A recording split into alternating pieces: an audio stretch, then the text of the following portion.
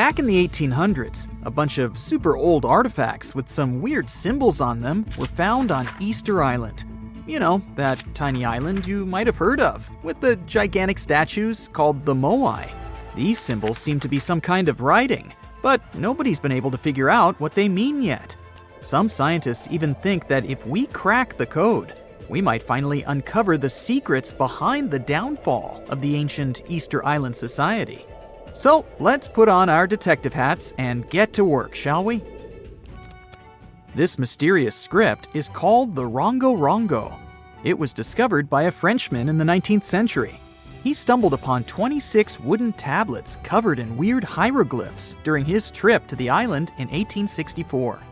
The locals seem to have drawn pictures of animals they had never seen before on the tablets, using sharp stones, and gave each one a unique name. He thought they were pretty cool and suspected that they might be a remnant of some ancient writing system. Another fun fact about Rongo Rongo: it's a word that comes from the local language of Easter Island, and it means to recite, to declaim, or to chant out.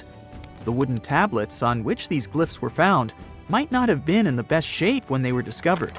Some were weathered, burned, or damaged. The glyphs were also spotted on a Birdman statuette and 2 other ornaments. These words were written in between lines on the tablets. Some of them were even ridged, with the inscriptions falling within channels created by the fluting. The images themselves are shaped like humans, animals, plants, and geometric shapes. Quite a diverse group. And here's something interesting: every symbol with a head is oriented with the head facing up, either forward or to the right. The orientation of the writing is itself weird. According to a local tradition, the tools used to make the carvings were obsidian flakes, or small shark teeth. Deciphering these glyphs has proven to be a bit of a head-scratcher. 3 big barriers make it tricky: the limited number of texts overall, the lack of illustrations and context to help us understand them, and the fact that the language used on the tablets is not well known.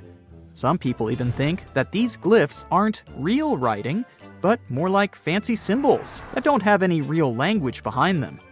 It was also suggested that they might have been used as a sort of memory aid, or just for decoration. The way they're so carefully carved into the tablets makes it clear that the people who made them wanted to get a message, whatever that is, across. We'll probably never know whether that message was just for funsies, or to pass down important stories from one generation to the next. Researchers have been struggling with this ancient script for a while now, but it seems they've made some progress recently. They took a look at the tablets using all sorts of cool techniques like radiocarbon dating, and found out that they were made between 1810 and 1870 from local wood. One tablet, in particular, was in pretty rough shape, but the scientists created a 3D model and managed to spot some hidden glyphs that weren't visible before. One researcher said they found some grooves that were probably used for writing, just like drawing lines on a blank piece of paper to make sure your writing is perfectly horizontal. Another super mysterious script that scientists have yet to decipher is called the Indus Valley script. It's made out of a bunch of symbols that were used by the ancient Indus Valley civilization, but specialists are not entirely sure what their purpose was. For starters, the symbols are crazy short, so it's hard to figure out if they represent a full language system. Also, there's no other similar writing to compare it to. Various inscriptions from different periods also show that it hasn't changed much over time. Some folks think it might not even be language related at all, while others think it could be part of the Dravidian family of languages typical of South Asia. Linguists have also been working for centuries trying to figure out the mysterious hieroglyphics left behind by the Maya on monuments, pottery, and bark paper books. As we decode more and more of these ancient symbols, we're gaining a deeper understanding of the Maya civilization's social and historical aspects. For the longest time, many scholars thought that the Maya script wasn't even a language at all. Who can blame them, though? Those glyphs are seriously complex and visually striking. But thanks to the groundbreaking work of a skilled ethnologist in the 1950s, we now know that the script is phonetic. It's a way of spelling words where each letter represents a sound you make when you say it out loud. As more and more linguists started taking an interest in the script in the 70s and 80s, it became clear that it was a fully functioning writing system that could express any spoken sentence with clarity. There's still a lot of decoding left to be done, though, with countless carvings and inscriptions still waiting to be deciphered in jungle ruins and museum closets. There's no telling what other secrets we might uncover about this fascinating civilization. Back in 1908, an Italian archaeologist went on an adventure through the ruins of an ancient palace on the south coast of Crete. Among the dust and ashes in an underground depository, he stumbled upon something pretty cool, a golden-hued disc that was almost intact.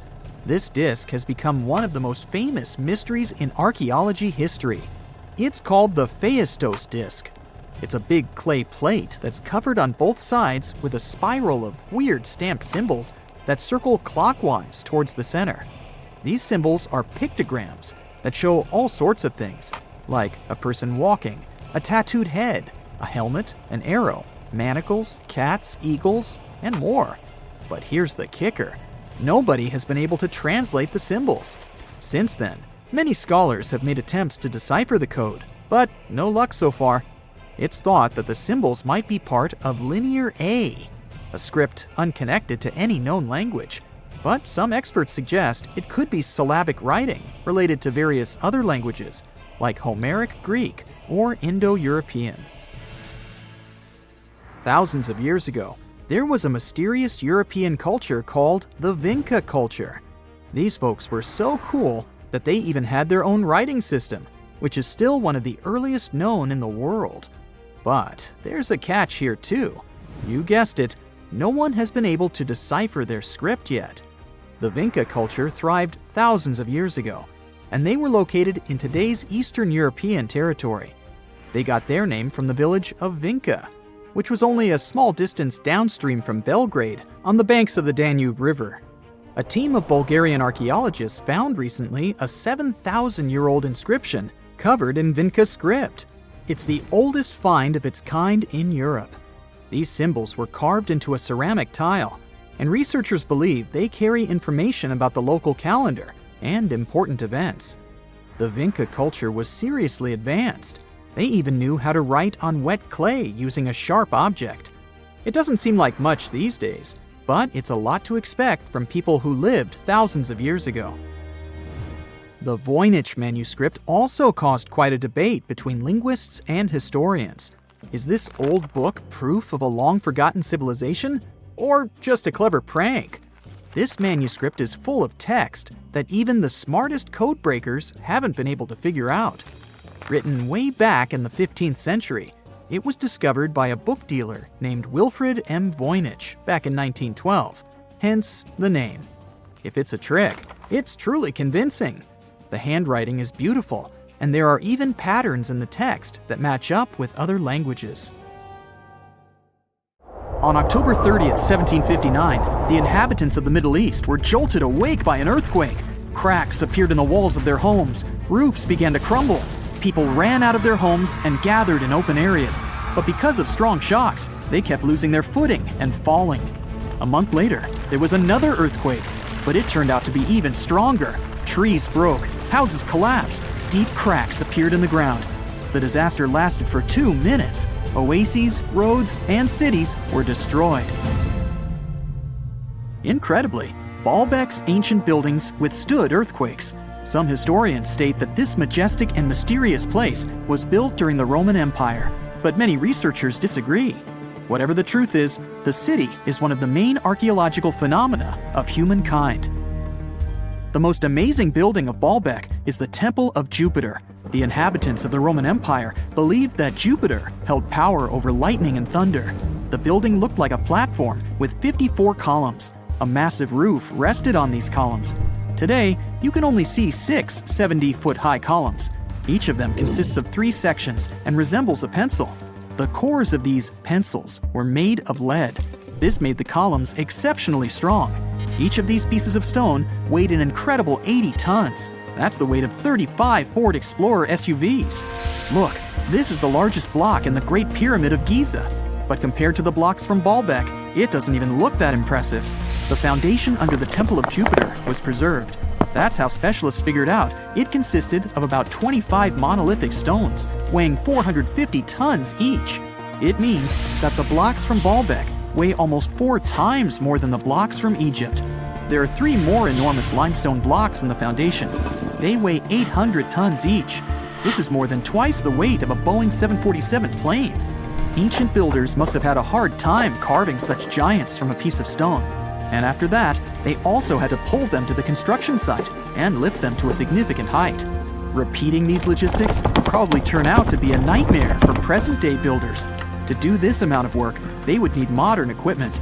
But Baalbek's constructors didn't have trucks, cranes with circular saws, or electricity.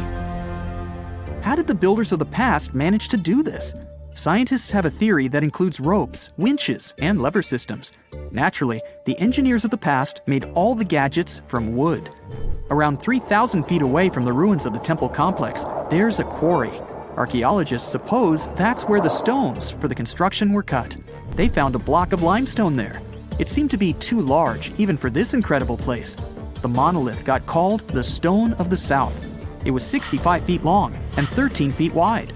The ancient builders didn't have time to completely separate it from its mother rock. A group of scientists from Austria estimated that this piece of limestone weighed more than 1,000 tons. That's like 3 Boeing aircraft or 160 African elephants. There was another surprise awaiting the archaeologists near the Stone of the South. It was the second monolith that weighed more than 1,200 tons. But the ancient builders didn't stop at that. They continued to work. In 2014, in the same quarry, German archaeologists unearthed a block that weighed 1,650 tons. No one has figured out yet why people of the past needed a piece of stone that weighed as much as 125 school buses. It's also unclear how they were going to move this giant and why they didn't finish the job. In any case, this third monolith is the largest processed piece of stone in human history. There are more questions than answers. Some researchers believe that people of the past had high-tech equipment. Others don't think so, but are eager to understand how the builders managed to move those stones. There's a huge number of ancient buildings and artifacts on the planet. Lots of them make researchers scratch their heads. Near the Pyramid of Djoser in Egypt, archaeologists have found a network of tunnels. This place is called Serapeum. It contains 24 sarcophagi weighing from 70 to 100 tons. The giant boxes are carved from a single piece of granite and covered with heavy lids. The sarcophagi are perfectly symmetrical. To the touch, their walls are as smooth as glass. Even with the current level of technology, this is very difficult to do. But the ancient Egyptians managed this feat. The Lycurgus cup is a priceless artifact and example of ancient nanotechnology. It's made of glass that can change its color. If you put a source of light in front of the cup, it turns green. If the light is behind the goblet, it becomes deep red. In this case, the figure of Greek king Lycurgus turns pale purple. Scientists understood how this color change worked only at the end of the 20th century. Through microscopes, they saw nanoparticles of silver, gold, and copper. They had been added to the glass matrix. Thanks to this, you can observe a color change called dichroism. Interestingly, the gold and silver were grounded into a fine dust. It's almost impossible to do this by accident. Most likely, the ancient experts knew for sure what they were doing. Bolivia has a curious place called Puma Punku. It looks as if an ancient giant played there with an enormous construction set. And after the game, they forgot to put the pieces back into the box. But there are no giants, and the huge stone blocks were carved by ancient builders over 1,500 years ago. Some of the rocks weigh 100 tons. The blocks were brought to an altitude of almost 13,000 feet above sea level from the quarry 60 miles away from the construction site. There's no forest in that area. This means the builders couldn't use trees to make wooden rollers. The monument belongs to the Inca civilization. Scientists are sure they didn't know anything about wheels. In 1992, the inhabitants of a Chinese village decided to drain a pond. Their ancestors had been using it to wash clothes and catch fish for hundreds of years. They kept pumping the water out for 17 days. At the bottom of the reservoir, they made an unexpected discovery. The villagers saw an entrance to a cave, going down to a depth of 100 feet. The incredible find was named the Longyou Caves. Unknown builders carved out 320,000 square feet of galleries. There are separate rooms, bridges, pools, and columns that support the ceiling. The walls of the cave are covered with strange carved lines and patterns. Scientists haven't found any information about who built the caves and why they did it. The construction technology also remains a mystery.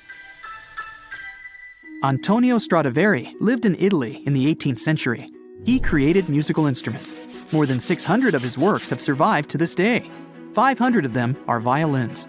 One of the instruments was sold at auction for $16 million. The violins made by this master sound clear and deep.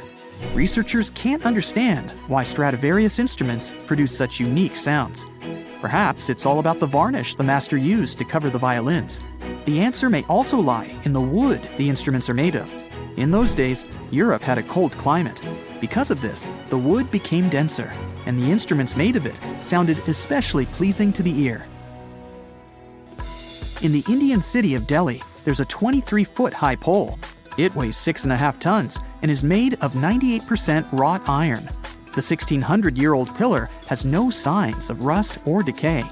Scientists believe that the monument is so well preserved thanks to the dry weather and the chemical composition of the metal.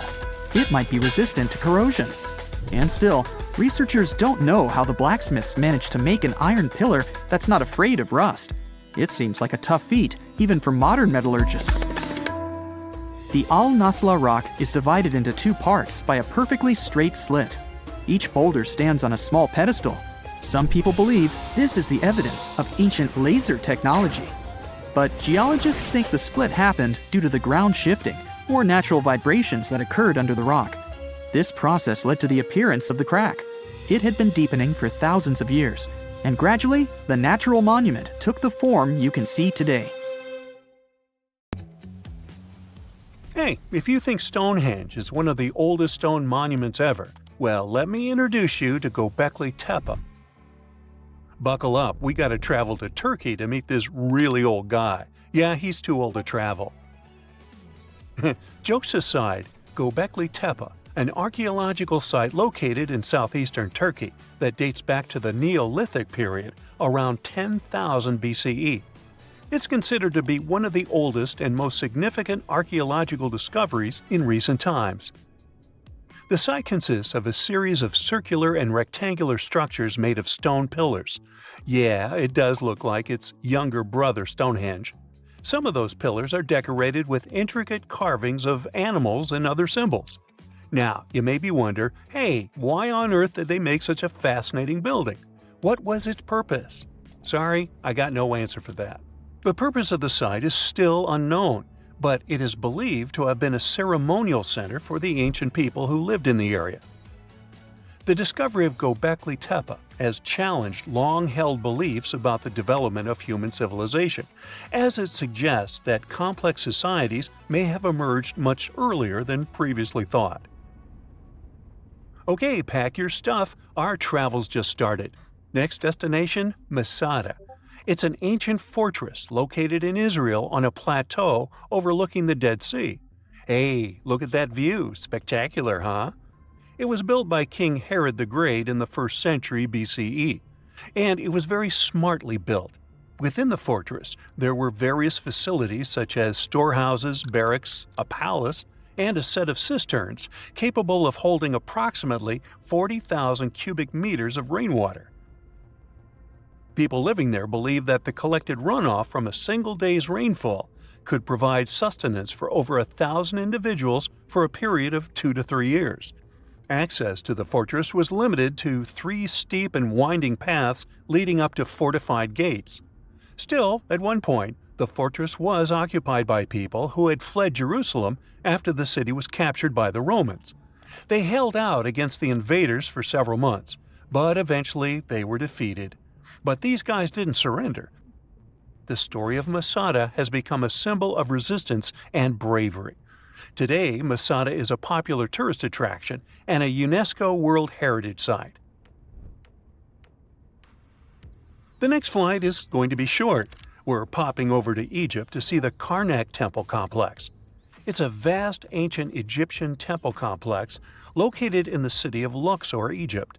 It was built over a period of 2,000 years and covers an area of more than 200 acres. The complex is dedicated to the worship of the deity Amun-Roka. Wait a minute, that should be Amun-Ra, and it was one of the most important religious centers in ancient Egypt. The Karnak Temple consists of several temples, chapels, and other buildings, including the Great Temple of Amun, the Temple of Khonsu, and the Temple of Ptah. Ptah! The Great Temple of Amun is the largest and most impressive temple in the complex, with massive columns, statues, and other decorations.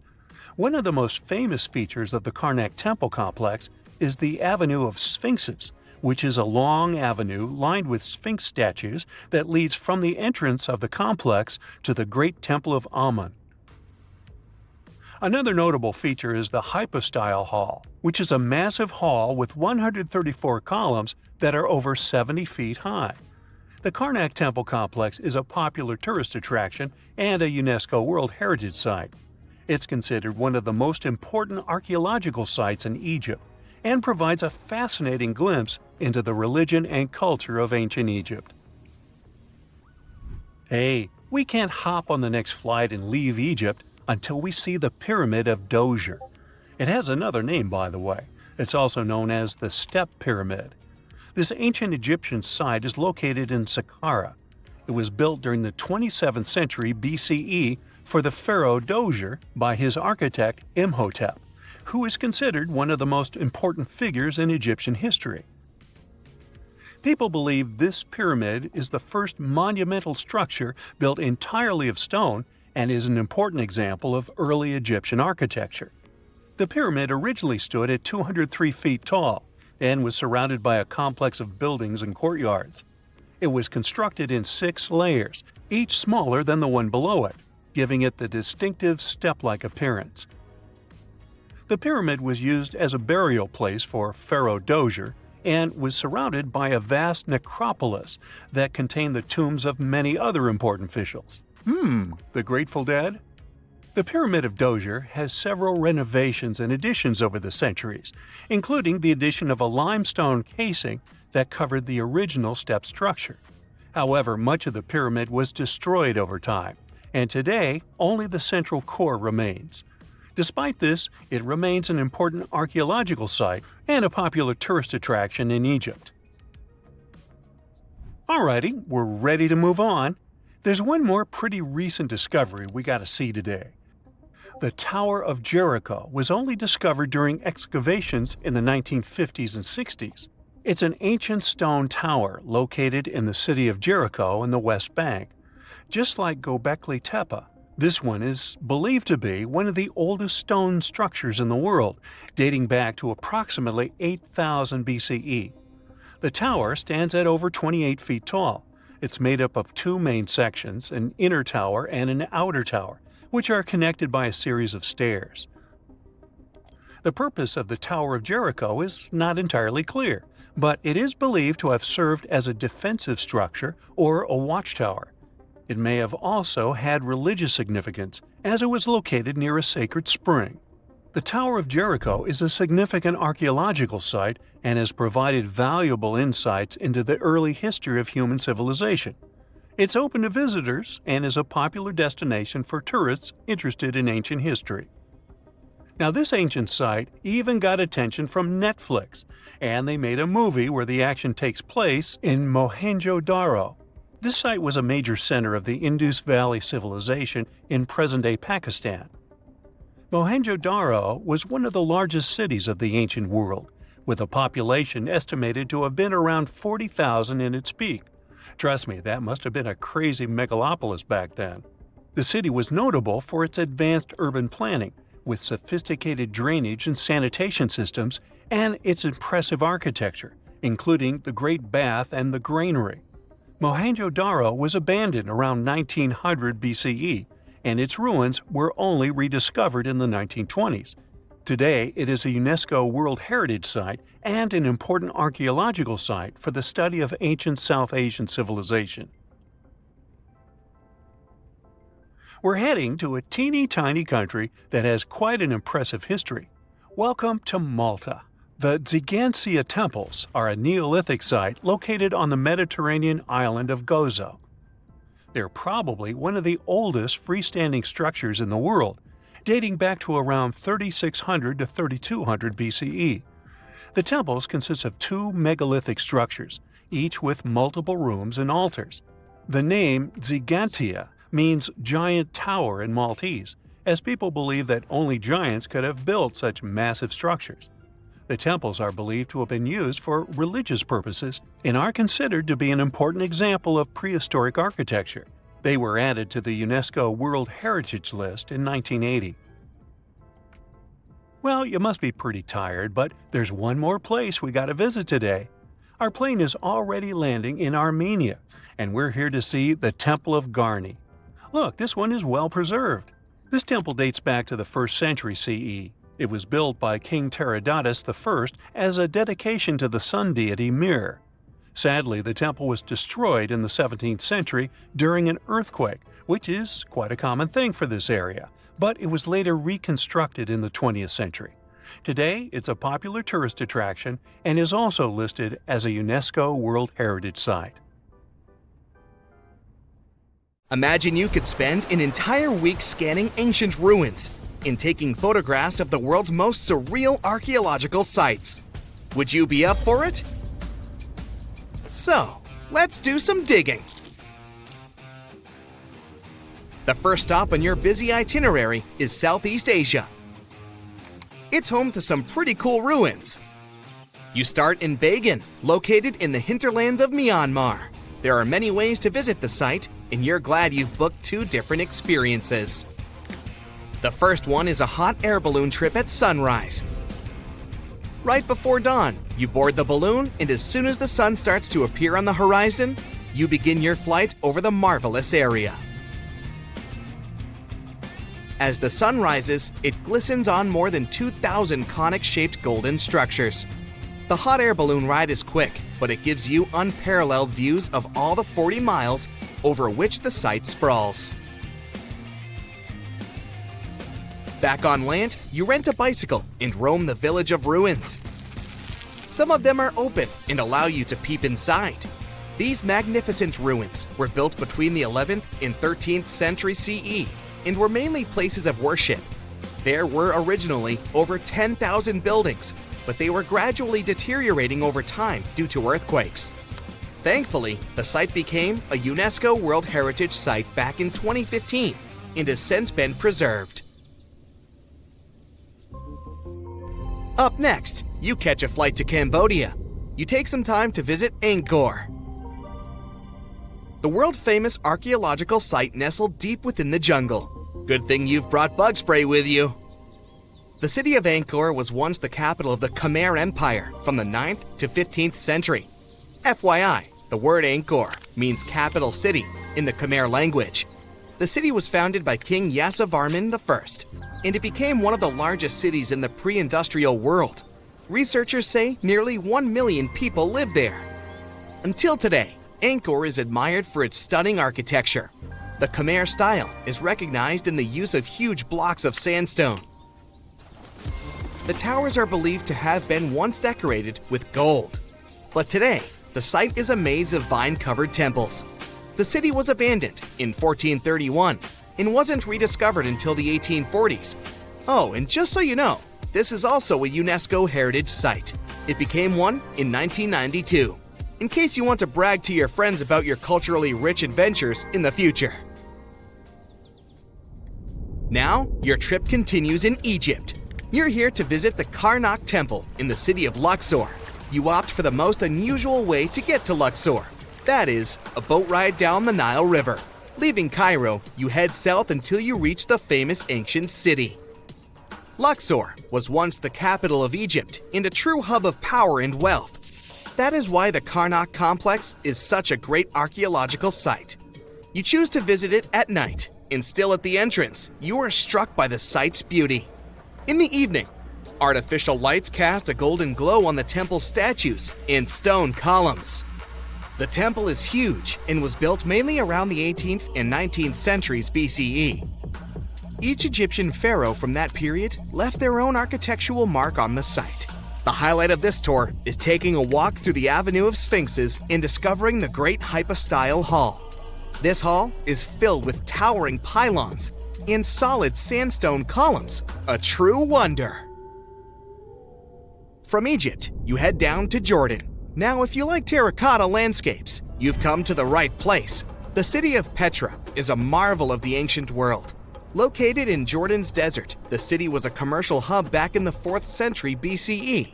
The Nabateans, an Arab Bedouin tribe, lived in the so-called Rose City and thrived for many years, having accumulated a significant amount of wealth. The city was known for its innovative water management system, which made the region inhabitable.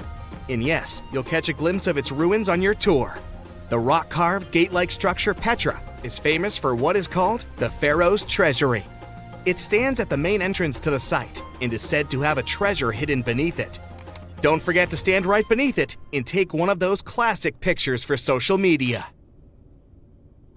Once Petra has been ticked off the list, you fly to southern Europe. More specifically, to the tip of the Italian boot. You have a day trip scheduled to visit the ruins of Pompeii. Pompeii can be reached by car from the city of Naples.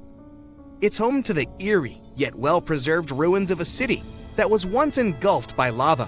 When Mount Vesuvius erupted in 79 CE, it left the city of Pompeii completely buried under millions of tons of volcanic ash.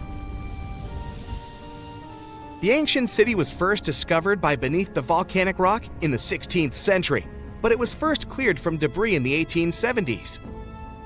Today, you'll be able to walk down the streets of these ancient Roman ruins and imagine what the town looked like in its heyday. Pompeii was a vibrant and rich municipality. The site's ruins revealed that many areas of Pompeii had boasted impressive bakeries, markets, and even houses with balconies, which were a sign of great wealth at the time.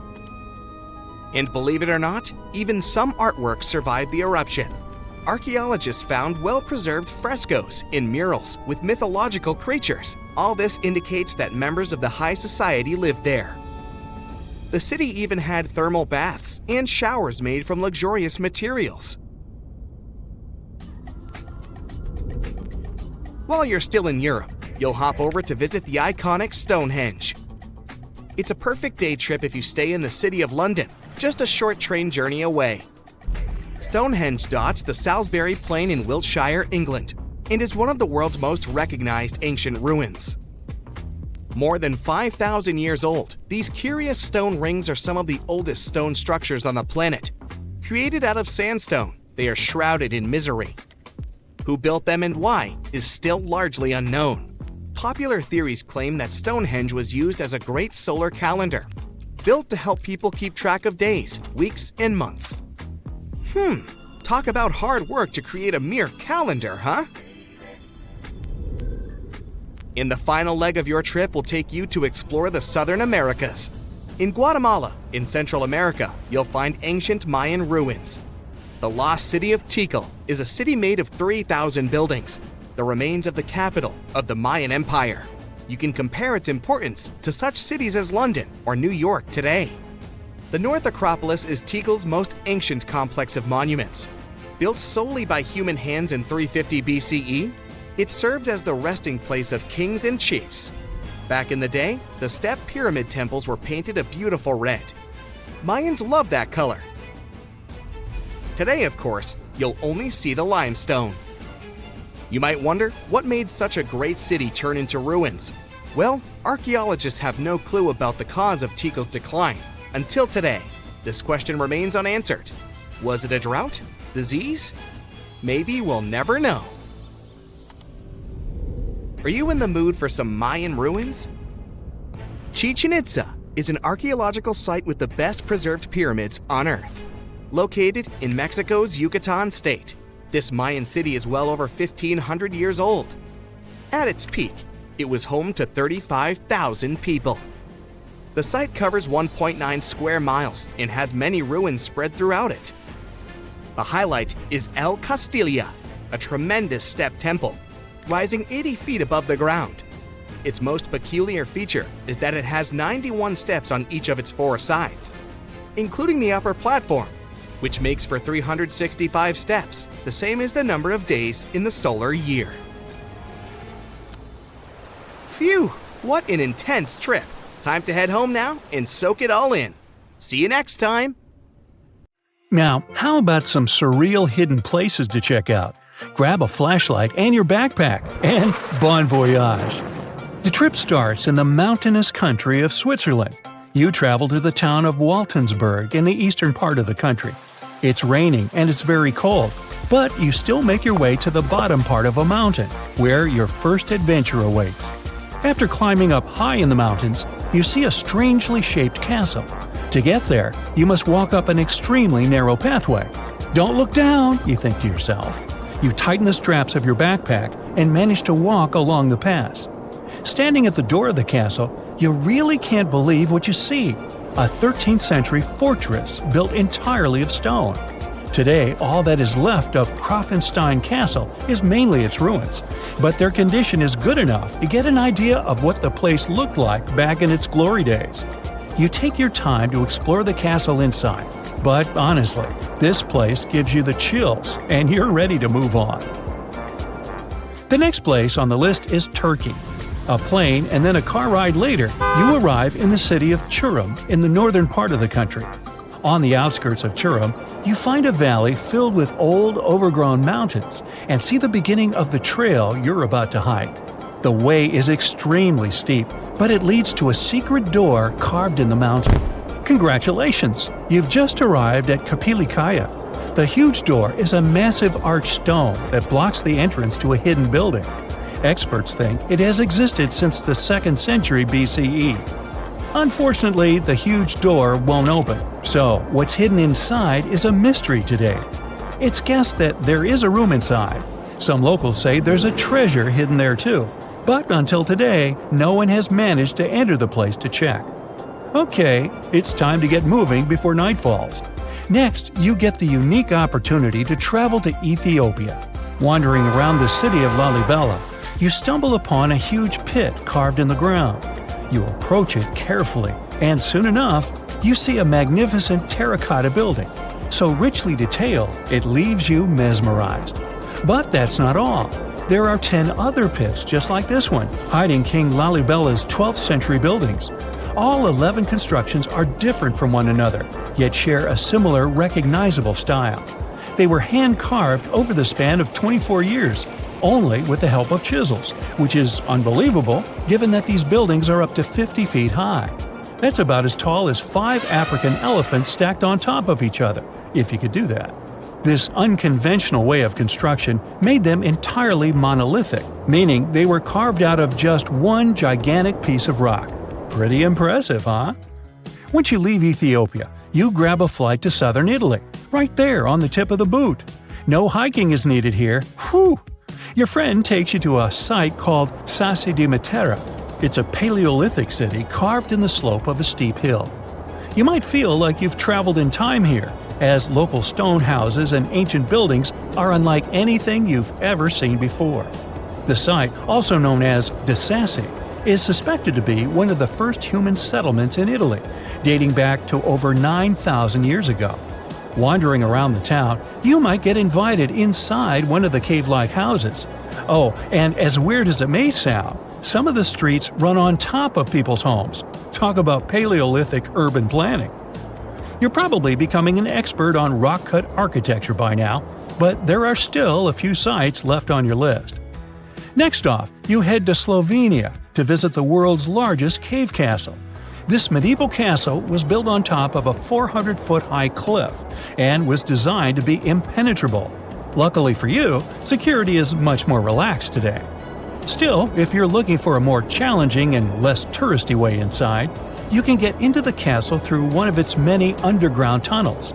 They were built over 800 years ago for the owner of the castle. He needed secret passageways to sneak supplies.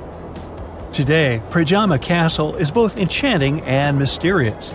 I'd say it depends on whether it's a warm sunny day or a cold stormy night.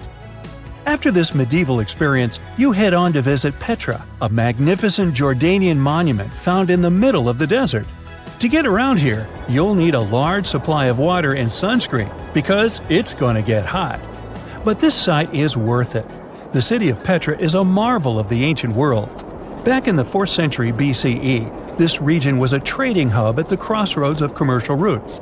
Petra was a wealthy city, home to the Nabateans, an Arab Bedouin tribe that thrived in the region for many years. The rock-carved gate-like structure Petra is famous for is called the Pharaoh's Treasure. It stands at the main entrance to the site and is said to have a treasure hidden inside. You might feel tempted to check it out for yourself, but that's an adventure for another trip. For now, you hop on another plane ride, this time to the Americas. First, you visit the USA, more specifically, the mountainous state of Colorado. You make your way to Mesa Verde National Park. There, in between the greenery and abundant vegetation, you'll find over 600 dwellings built in the cave beneath the cliff, carved deep into the mountainside. This ancient village is now considered a heritage site. The local Puebloan tribe built it back in the 1190s. One of its main buildings is called the Cliff Palace. It's a multi-story construction built from sandstone and mud mortar. The palace alone housed over 150 rooms. If you're feeling sporty, you might want to visit the balcony house. To get there, you'll have to climb a 32-foot ladder. You'll get to see a mid-sized village of 38 rooms, including 2 kivas. Those are traditional chambers that were built by the Puebloans for ceremonial purposes. Still, in the U.S., you make your way to the hills of South Dakota. You're there to visit one of the world's most impressive human-made sculptures on Mount Rushmore. What's so mysterious about this place, you might ask? Well, during Mount Rushmore's construction, a 70-foot-long secret tunnel was built behind the head of Abraham Lincoln. The tunnel was supposed to hold all the documents and artifacts important to the United States history. After the designers thought it through, they decided it was better to hide them in a safe box in the floor of the tunnel. The box holds the history of how Mount Rushmore came to be carved, as well as a brief history of the U.S. and the 4 presidents depicted on the mountain. Amazing, right? Now, you're headed down to Machu Picchu, a South American site hidden between the Peruvian mountains. Machu Picchu itself is already a mystery. Researchers still don't know why or even how the ancient Incan civilization managed to engineer the stone-built citadel all the way back in 1450 CE. To get there, you must endure a 3-day hike, reaching the impressive altitude of 8,000 feet above sea level. Or you can get a train, but that's no fun, right? You're here to check on a relatively new discovery. Back in 2010, French engineer David Crespi was taking measurements of the Inca ruins when he noticed a door he had never seen before. It was sealed off by stones. He went back to the site a few months later with an electromagnetic scanner. The scanner, which could detect objects behind walls, showed there were copious quantities of metals behind that sealed door. The researcher contacted the Peruvian authorities requesting to remove the rocks, but they didn't authorize it. As of today, the door is still locked. Whew, this trip was long, wasn't it? Make sure to get some rest, Indiana Jones. Whenever you hear about ancient ruins, you almost never picture them being suspended somewhere, or just randomly hanging on the branch of a tree, right? In fact, for most of the ancient artifacts we have exposed in museums all over the world, archaeologists did quite an impressive amount of digging. You see, buildings have this funny way of fading away over time if not properly taken care of. Sometimes we need to reuse some building materials, so an older construction may be sacrificed in the process. Other times houses are abandoned, and once they are exposed to the elements on the surface, like rain or sunlight, they don't really stand a chance. Some just simply crumble away due to good old erosion. So the only way a piece of architecture can survive the test of time is if it's somehow gotten buried deep down. Now, how did they end up buried in the first place? Well, it's quite the comedy of errors. Ancient cities had a habit of gradually raising their ground level like a kid adding toppings to their ice cream sundae. You see, these settlements were always busy collecting food and building materials to keep up with their ever-growing population. But hey, who has time to deal with waste and rubbish? It wasn't exactly high on their to-do list back in the day. So when it came to building new houses, Ancient civilizations found it much easier to save their sweat and tears by piling up the rubble and constructing right on top. But that's not all. Rivers would also occasionally flood and deposit a layer of sediment on the city floors, further encapsulating those ancient constructions. And in those dry regions like the desert, where the wind likes to show off its sand and dust dance moves, you can bet it was a constant struggle to keep the establishments clean. One hilarious example is the Sphinx, which had its head buried in sand until a group of archaeologists unearthed it in 1817. Some ancient towns eventually got covered up because they were completely abandoned. With less human activity to control their expansion, plant seeds couldn't resist the opportunity and sprouted all over the place. They gobbled up carbon dioxide from the air and grew, adding more and more bulk to the ground. Those cheeky roots even decided to stabilize the soil made from decaying plant matter, creating layers upon layers of earthy goodness. It's like the ultimate DIY project Mother Nature embarked on, with plants as her loyal helpers. The act of digging into the secrets of ancient civilizations is not just about unearthing a lost world. It's also an epic quest to reveal the hidden treasures beneath layers of history. But how do archaeologists know where to dig in the first place? If everything is covered in layers upon layers of sediments, debris, and plant roots, they must have some sort of system they rely on before embarking on a new project, right? For starters, they're not always the ones suggesting an archaeological dig in a certain location. Let me explain. Let's say you're a contractor and you want to build a new fancy apartment complex in your city. Some local legislations have certain requirements before your project can start, though. For instance, before anyone starts building on a piece of land, they might need to bring in specialists to check the soil. These clever folks can be archaeologists, geologists, or paleontologists, and they need to keep an eye on things during development. If any artifacts or ecofacts, fancy word for organic remnants, are discovered, these experts swoop in to excavate and study them. But what about sites that have nothing to do with bulldozers and yellow hats? Archaeologists have more than one trick up their sleeves when it comes to locating ancient hotspots. They dive deep into historic records with a healthy dose of detective work. By sniffing out old documents and maps, they can piece together the puzzle of human activity in a specific area. If a site has been visited before, it's even better. Finding records of past excavations or historical accounts can give archaeologists lots of information on where to continue their treasure hunt. Before archaeologists start swinging their shovels, they engage in a bit of a visual scan mission. Armed with a grid system, they'll stroll around the site, keeping their eyes peeled for any artifacts that might be hiding just beneath the Earth's upper layer. From groundstone tools to historic glass and even ancient garbage dumps, yes, they're also valuable. These keen-eyed explorers can spot signs of human activity faster than most people. If they stumble upon midden soil, fancy term for a garbage dump, they know for sure that humans once called this place home. Archaeologists don't just rely on their trusty shovels, though.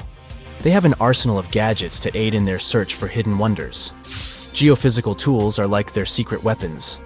Take the resistivity meter, for example. This clever contraption measures the electrical component of the soil and any buried features or artifacts. A buried wall, for instance, will create a different resistivity reading than the surrounding soil. Magnetometers and ground-penetrating radar work in similar ways, showcasing potential hints of ancient treasures in the soil. And who could forget our trusty old friend, the GPS?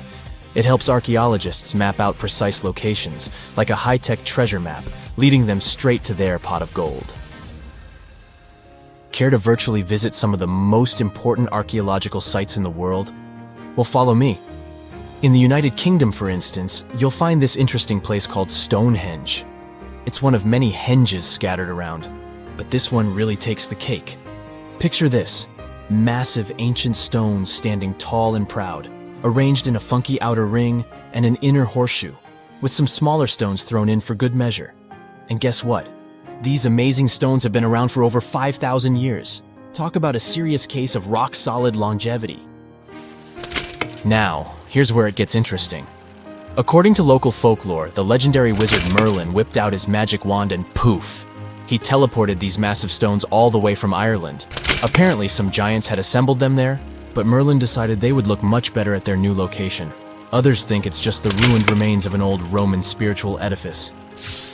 These amazing structures were built by our Bronze Age ancestors. With their simple tools and limited tech, they managed to create this monumental masterpiece.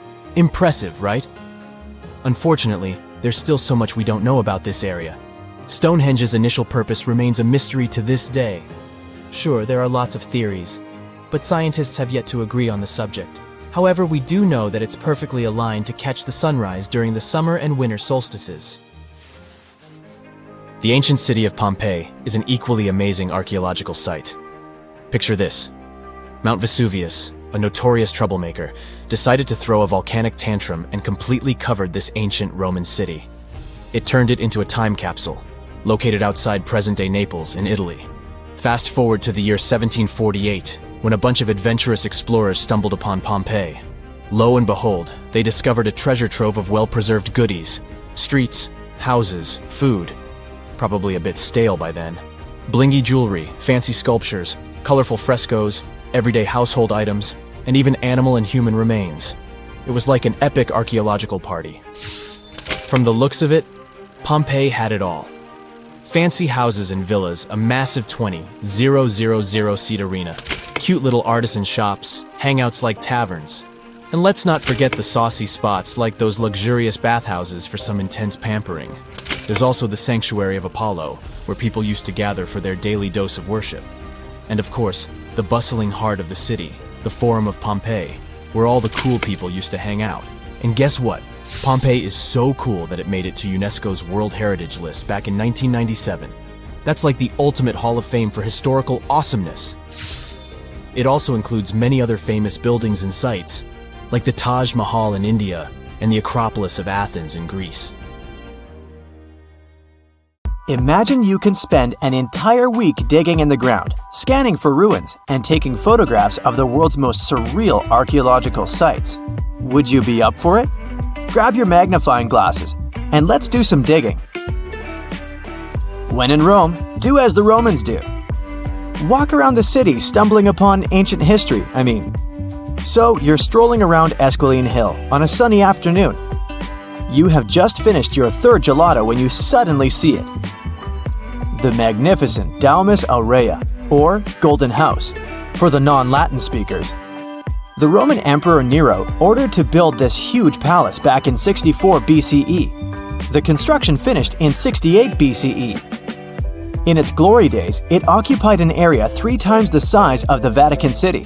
The building had gold leaf decor, semi-precious stones, and tons of frescoes.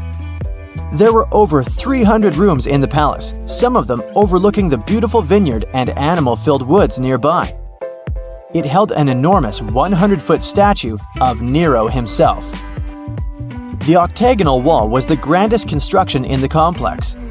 Originally, it was a banquet hall with waterfalls cascading down the back walls. The hall rotated around its axis day and night as petals fell from above. Nero's successors stripped the whole palace of its materials. Today, tourists can visit the main structure and, of course, the octagonal hall. They excavated it, and you'll easily recognize it even with its bare walls. After flying halfway across the world, we're deep in the Cambodian jungle. Good thing you brought bug spray with you. Mosquitoes can get crazy in this tropical climate. Hidden among the forest is the city of Angkor. It was the capital of the Khmer Empire from the 9th to 15th century. FYI, the word Angkor means capital city in the Khmer language. The city became one of the largest in the pre-industrial world. Researchers say nearly 1 million people used to live there. Today, Angkor attracts visitors from around the world because of its stunning architecture. You can recognize the Khmer style in the use of huge blocks of sandstone. At the center of the complex lies Bayon Temple. It's decorated with 216 smiling faces, which scientists say are meant to resemble the founder of the Angkor Empire. They believe the towers used to be decorated with gold, but today the site is a maze of vine-covered temples. The city was abandoned in 1431 and wasn't rediscovered until the 1840s. In 1992, they named it a UNESCO World Heritage Site. The United States is not usually synonymous with ruins, but here's one. In the mountainous state of Colorado lies the ancient home place of ancestral Pueblans. Throughout the Mesa Verde National Park, there are over 600 cliff dwellings built by the Pueblans around the 1190s. The Cliff Palace alone had over 150 rooms. It was a multi-story building of sandstone and mud mortar. To arrive at the balcony house, visitors had to climb a 32-foot ladder. There, you can see a mid-sized village of 38 rooms and 2 kivas. Kivas are traditional chambers built by Pueblans for ceremonial purposes. By 1300, the Pueblan occupation of the Mesa Verde ended. Thankfully, the site is open for visits now. If you like terracotta landscapes, you came to the right place. The city of Petra is a marvel of the ancient world. Located in Jordan's desert, the city was a commercial hub back in the 4th century BCE. The Nabataeans, an Arab Bedouin tribe, lived in the so-called Rose City and thrived for many years, accumulating a significant amount of wealth. They invented an innovative water management system that made the region habitable. The rock-carved gate-like structure Petra is famous for is what is called the Pharaoh's Treasury. It stands at the main entrance to the site and is said to have a hidden treasure beneath it. In the early 2000s, the site was named one of the 7 new wonders of the world. All the way in South America, in the country of Guatemala, lie ancient Mayan ruins. The lost city of Tikal is a site made of 12,000 buildings, the remains of the capital of the ancient Mayan Empire. It is comparable in importance to London or New York. The North Acropolis is Tikal's most ancient complex of monuments. Built solely by human hands in 750 BCE, it served as the resting place of kings and chiefs. Back in the day, the step pyramid temples were painted a beautiful red. Mayans loved that color. Today, of course, you'll only see the limestone. Archaeologists have no clue as to the cause of Tikal's decline. Was it drought, disease, or something else altogether? Located on the left bank of the river Tigris is a strange old ruin, a battered archway. It belonged to a city named Ctesiphon, the jewel of the Persian Empire, for over 800 years. The city hosted an extravagant palace, decorated with a glass mosaic, jewel-adorned carpets, and a lot of marble. What is it with royalty and marble anyway?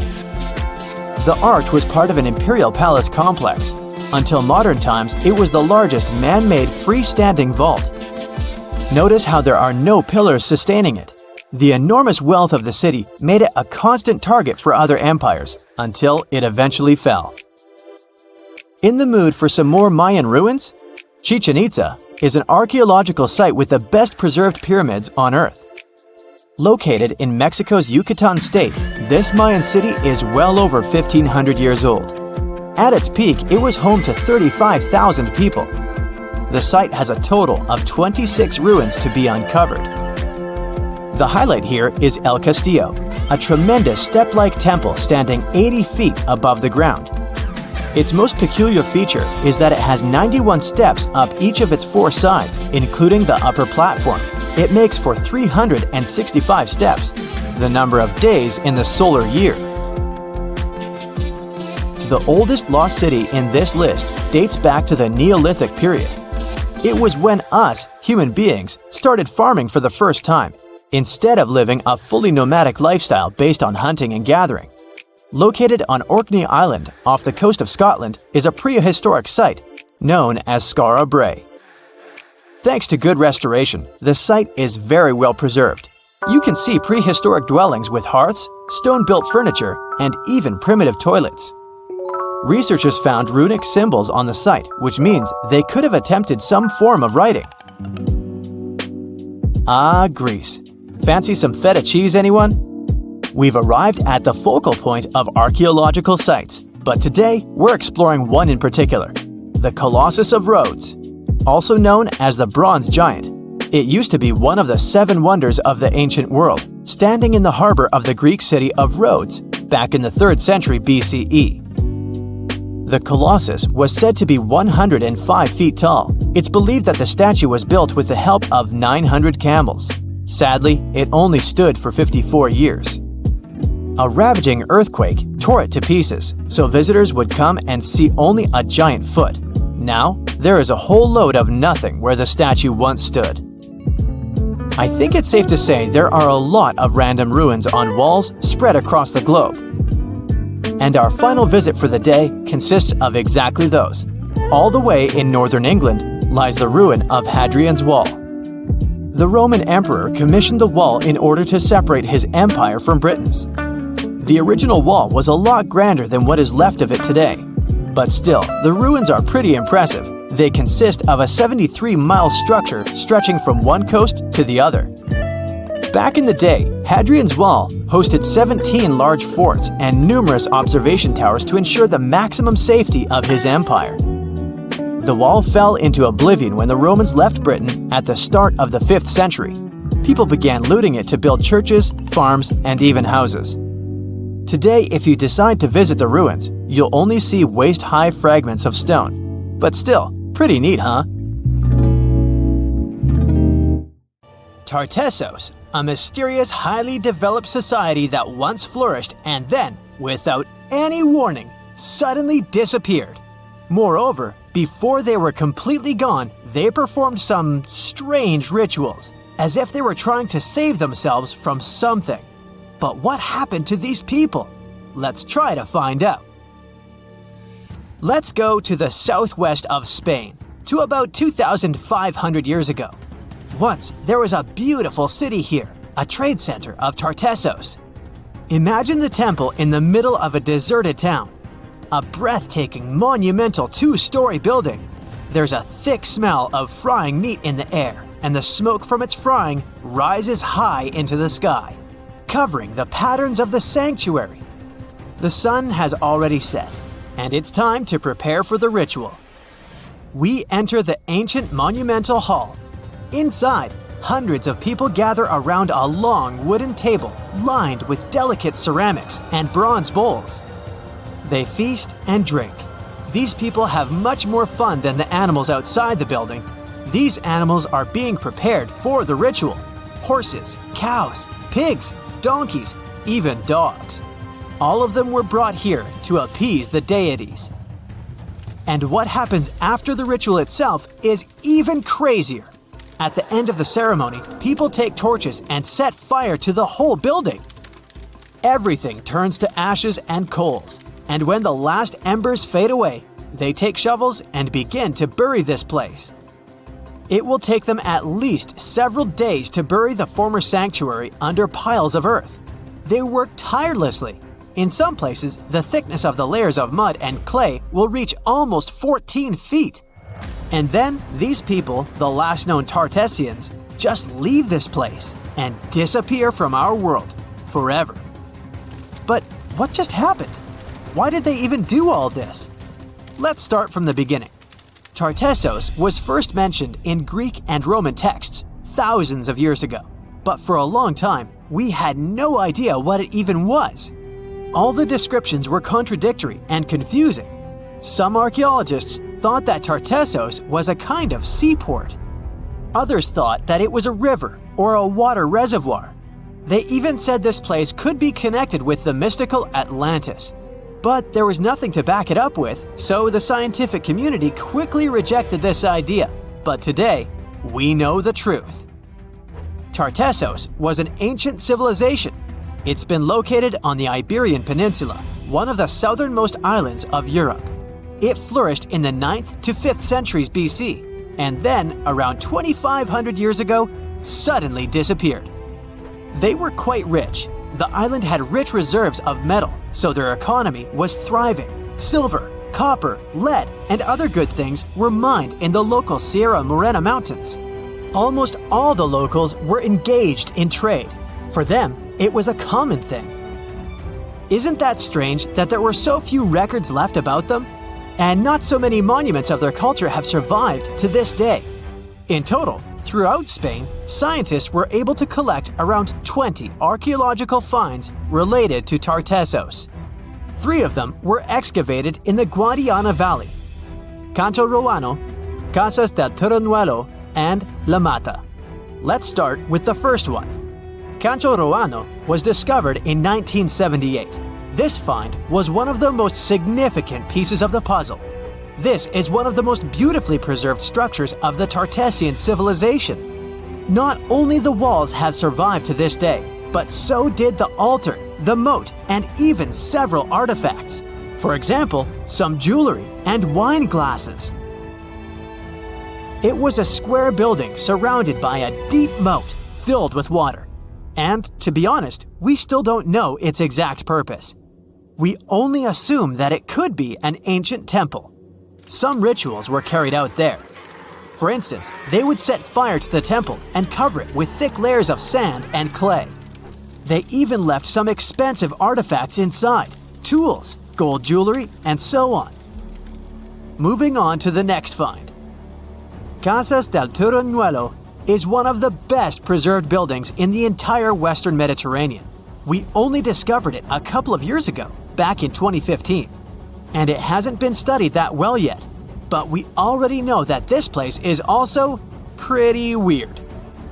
Casas del Turruñuelo was a very rich building. It wasn't just some kind of temporary camp. It was a place of monumental, impressive architecture.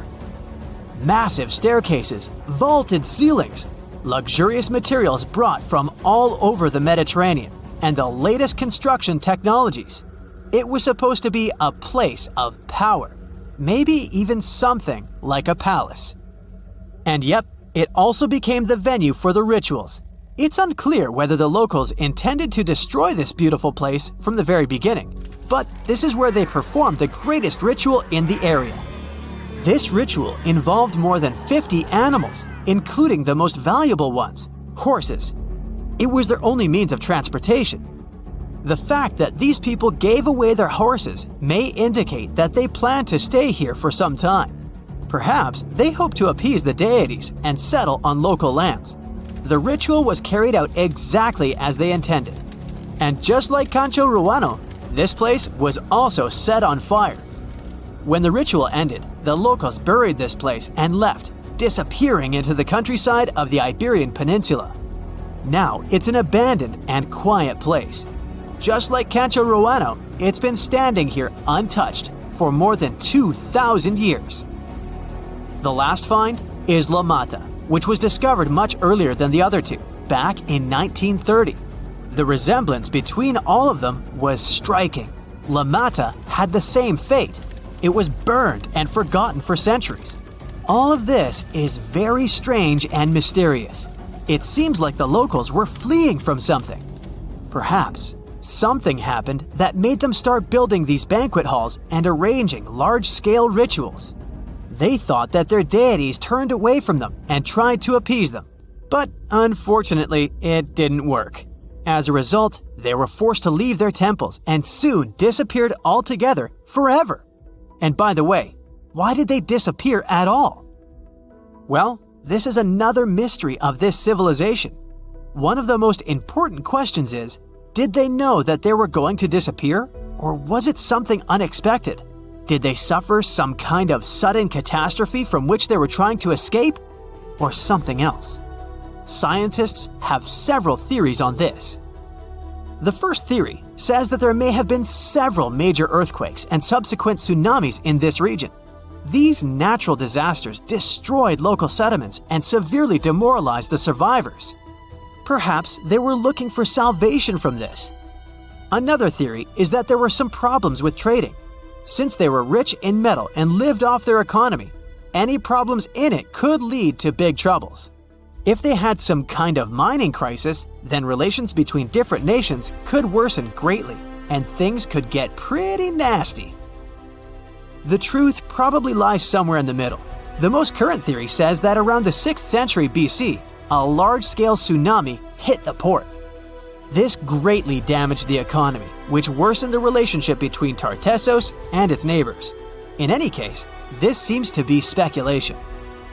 This place is like a dream come true for archaeologists. It stores a huge amount of information and secrets that we have yet to unravel.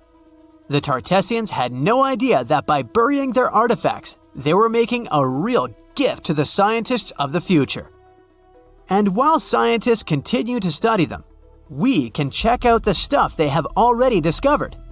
History lovers can see Tartessian tools, horse figurines, and decorated ivory in the Archaeological Museum of Badajoz. Let's hope that in the future, scientists will learn more interesting things about this civilization, and we'll finally find out what happened to them. Let's dive into the fascinating world of Tamil, a language that's truly one of a kind. From its vibrant history to its user-friendly nature and its wide coverage, Tamil is a linguistic gem that'll leave you in awe. For starters, Tamil holds the title of being the oldest living language on the planet. I mean, it's been around for more than 5,000 years. It's hard to know if it's truly the oldest language ever, but it sure takes the cake for being the oldest living language still in use today. The word Tamil itself isn't just a one-trick pony. It has multiple meanings up its sleeve. Of course, it refers to the language itself, but it also signifies beauty, sweetness, and even the concept of being natural. Talk about a versatile word. How many people still speak this language today, you might wonder? Tamil is like the rock star of languages in India, with over 84 million native speakers. Globally, almost 90 million people proudly call Tamil their mother tongue. Hold on to your hats, because things are about to get divine. In India, you'll find a temple dedicated to none other than Tamul Tai. Now, Tai means mother, and this deity is considered the personification of the Tamil language as a loving and nurturing parent. This language is also not just limited to its homeland. It's a language that has spread its wings across its neighboring areas. For instance, it's also an official language in Singapore and Sri Lanka. Not to mention, it's also recognized as a minority language in South Africa, Malaysia, and Mauritius. Have you ever wondered how it all started? You know, the whole spoken word shenanigan? And where? It's not like words magically popped out of thin air, right? It must have taken quite some time to develop. Linguists don't have an exact date or any clue about what those ancient languages sounded like, but they believe the first spoken language sprouted up around 100,000 years ago. Unfortunately, since a written language only came about 5,000 years ago, we don't have much info on what those early languages sounded like. All we know is that they're somehow related to the languages we speak today. Earth is one massive place. We're talking over 7,000 spoken languages among a population of over 7 billion. Sounds like a lot, right? Well, historically speaking, that's not too many.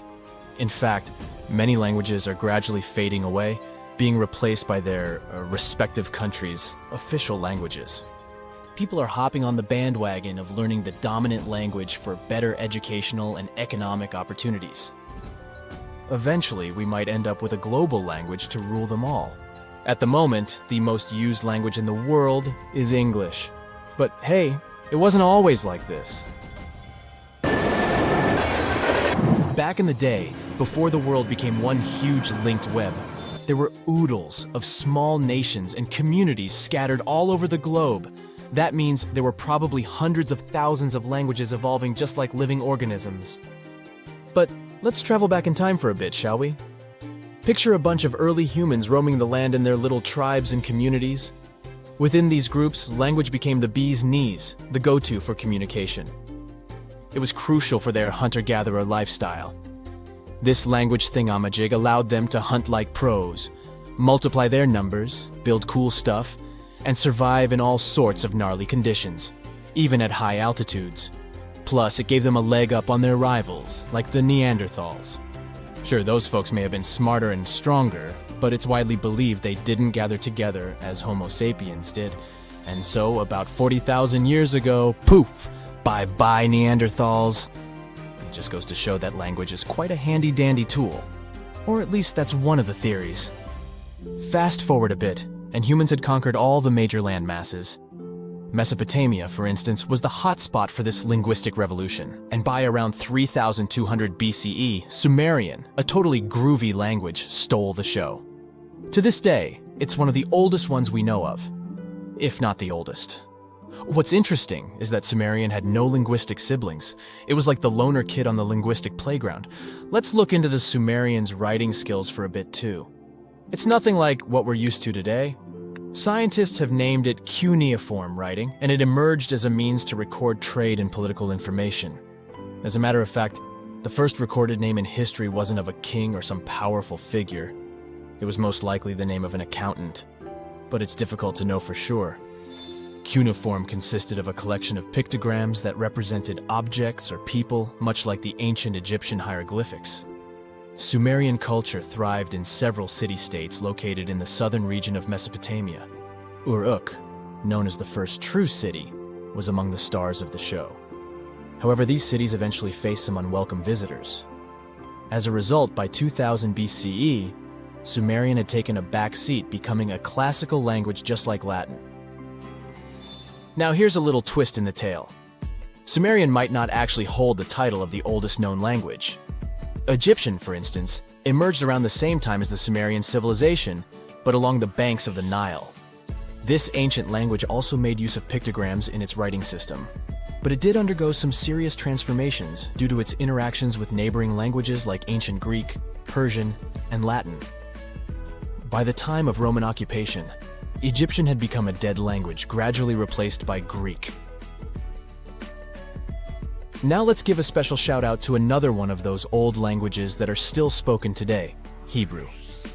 This remarkable language has been around for over 3,000 years and has managed to remain relatively unchanged throughout its long history. Hebrew is one of the official languages in Israel, and around 63% of the population in this country speaks it. Also, there are approximately 6.1 million people all over the world who can proudly say that Hebrew is their first language. We can't finish up this list without mentioning the amazing Latin language. It all started in this place called Latium in the old Roman Empire, and that's how it got its name. Back in the day, Latin was the fancy language for all well-educated folks. But here's a fun twist. The Latin of yesteryear was a bit different from what we can check out in ancient books today. The alphabet they used was a total rebel, and they even wrote from right to left. Talk about turning the writing world upside down. But over time they realized it was more fun to go from left to right. Latin literature? Oh boy, it's considered the creme de la creme of ancient writing. You know, the kind that scholars and bookworms go crazy for. If there were an Oscar for ancient literature, Latin would be cleaning up all the awards. Latin was also like this ancient influencer. It's been around for so long that it has influenced a bunch of modern languages. Many English words are either straight up taken from Latin or have been heavily influenced by it. More so, Latin has even spawned a family of languages called Romance languages. No, not about love stories, chocolates, and flowers. Romance languages are the offspring of Latin, thanks to the not-so-gentle nudge of the Roman Empire. We're talking about languages like French, Spanish, Romanian, Portuguese, and Italian. But here's a bummer. Latin is considered a long-gone language. It's frozen in time, like a linguistic time capsule. While living languages like English keep changing and growing, Latin is stuck in the past. It had its transformation and alteration phase when it was still spoken, but now it's just enjoying retirement in the linguistic retirement home. Regardless, Latin still sneaks into our daily lives without us even realizing it. You know when someone asks you the time and you say it's 4 p.m., well, guess what? You're speaking Latin. PM stands for post-meridiem, which basically means after midday. And AM? That's ante-meridiem, meaning before midday. The year is 1923. Two teenagers sneak out of their homes in the middle of the night in Florida City. Rumor had it that an old man was building a rock castle by himself. But every time someone tried to see what the old man was doing, he would stop working. The curious teens managed to sneak into Ed's backyard and saw something they could later describe as magic. They recalled seeing rocks moving around like helium balloons. The old man was moving up to 30 tons of stone by himself to build his castle. Even if he didn't allow anyone to see him working, he would proudly talk about it around the town. But whenever people asked how he was building a stone castle all on his own, he simply answered, "I cracked the secret of the pyramids." This story begins in Latvia, Edward Līdzkalnen's home country. Edward was born in a small village on January 12, 1887. He was born in a family of stonemasons, which is probably where he learned ancient techniques of building. However, he grew up as a sickly boy, which meant he could never carry much weight or undergo heavy physical activity. At the age of 26, an unfortunate turn of events determined Ed's fate. The love of his life broke off their engagement, and heartbroken Ed decided to move to the United States. He lived in a couple of American states before finally moving to Florida, where his life's adventure started. Ed spent years searching for the right spot of land to build his dream house. He always rejected good farmland. When people wondered why, he only smiled. Finally, when he bought land of his own, it was deemed terrible by his close friends. The soil was bedrock. He could neither plow nor farm it, but it seemed perfect for what he was seeking to build. Ed's close friends would often describe him as eccentric. When asked why he wanted to build a house, he would only say, "It's for my sweet 16. Someday she's coming back." Then, he'd change the topic of the conversation. It took Ed about 30 years to finish Coral Castle, and he did it all by himself. He would only work under the cloak of night and never let anyone see what he was doing. The completed Coral Castle embodies a number of unsolved mysteries. If you were to visit the site back then, you'd have to go through a 9-ton, 8-foot-tall revolving gate door that even a kid could push with just one finger. Ed was so proud of this door that he originally named the site Rock Gate Park. It was renamed Coral Castle only much later, after Ed's passing. Once inside, visitors would access the incredible wonders of Ed's constructions: towers, mystic symbols, furniture, and swing sets, all made entirely of monolithic blocks of stone. The stones are set on top of each other, using only their weight to keep them together. And believe it or not, the entire park gathers around 1,100 tons of stone. Today, if you visit Ed's living quarters, you'll even see the simple instruments he used to construct all of this: chisels, hammers, ropes, and pulleys. The type of work he did is difficult even with modern-day equipment, let alone without it. Coral Castle's main mystery lies in how Ed managed to do it. The only photograph of Ed Leedskalnin at work shows a simple leverage structure of a chain hoist attached to a wooden tripod. The tripod was made of old telephone poles with a small wooden box on top. What was in the box is, of course, a mystery. Unfortunately, he took his secrets with him, not sharing the truth of his work with anyone else. Yet, not all is lost, as there are many theories and speculation surrounding what could have happened there. One theory says that there is a harmonic grid inside the Earth's surface, something that would create anti-gravity spots around the globe. It's believed that Coral Castle was built in such a spot. This could explain why it took Ed so long to find land that pleased him. Maybe what he was looking for was a place that allowed him to experiment with anti-gravity forces. Yet, whenever Ed talked about his work, he would say he understood the laws of weight and leverage, and, sure thing, that he had cracked the secret of the pyramid builders. And what secret is that, you might ask? According to Ed himself, it has to do with magnetism. He even published a pamphlet called Magnetic Current. There, he explains that every object has magnetic particles inside of them. A person just needs to understand where they are located inside such objects. This way, objects can be lifted and moved around without much effort, just like moving something heavy underwater. Researchers say that if we assume Ed Leedskalnin and the pyramid builders used the same technique, then it would only have taken 4,700 workers to build the Great Pyramid of Giza, instead of the 20,000 to 100,000 that is currently estimated. But this story just keeps on getting more and more mysterious. In the late 1920s, Ed was finishing the construction of Coral Castle in Florida City. Rumors about his work had spread around town. People said Ed was hiding a stash of money somewhere in his living quarters. One night, a group of men waited until Ed was alone and broke into the castle to rob him. They couldn't find the money and, luckily, didn't harm Ed. But in the following days, he decided that it was best he moved out of that land. Of course, he took more than his toothbrush along with him. Ed decided to move the entire coral castle to another land, 10 kilometers away from where he had built the park. Legend says he hired a truck driver and asked him to swear secrecy about what Ed intended to do.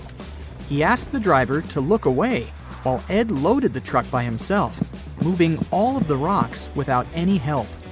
With the truck loaded, Ed and his castle moved to Homestead, Florida, where the park is located until this day. In 1986, a group of engineers from Florida University was called to try to fix the park's gate entrance, the 9-ton revolving door that Ed was so proud of. They arrived with plenty of modern-day equipment, including a 20-ton crane. When the engineers took the door down, they noticed that Ed had used a strange circular stone at the bottom of the revolving door. The engineers couldn't understand how this frisbee-sized rock could withstand 9 tons of weight without breaking into pieces.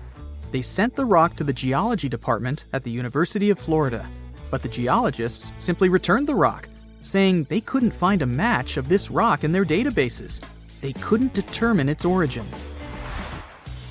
The engineers put the 9-ton gate back into place, trying to use other techniques. At first, it didn't work without the base rock Ed had originally used. So, they had to cut the gate rock to make it work as a revolving door once again, proving that modern-day technology couldn't replicate what Ed had done single-handedly. Fast forward to 2011, and another man claimed to have cracked the code of the pyramid builders and Ed Leedskalnin himself. Wally Wallington, a retired construction worker from Lapeer County, Michigan, has managed to build using similar techniques to those used by Ed. Wallington is known for having built his personal Stonehenge in Michigan. He is said to have used simple machines, such as levers and counterweights, moving around multi-thousand-pound concrete blocks. Unlike Ed, Wallington has shared his techniques with the public. Multiple videos are showing the clever engineering he built from very simple materials. It sure is impressive. The man has moved his entire barn into another property just with the help of simple tools. However, there is no way to prove that these were the same techniques used to build Coral Castle. To this day, the secrets of Coral Castle haven't been unraveled. But hey, we can always keep trying to solve it.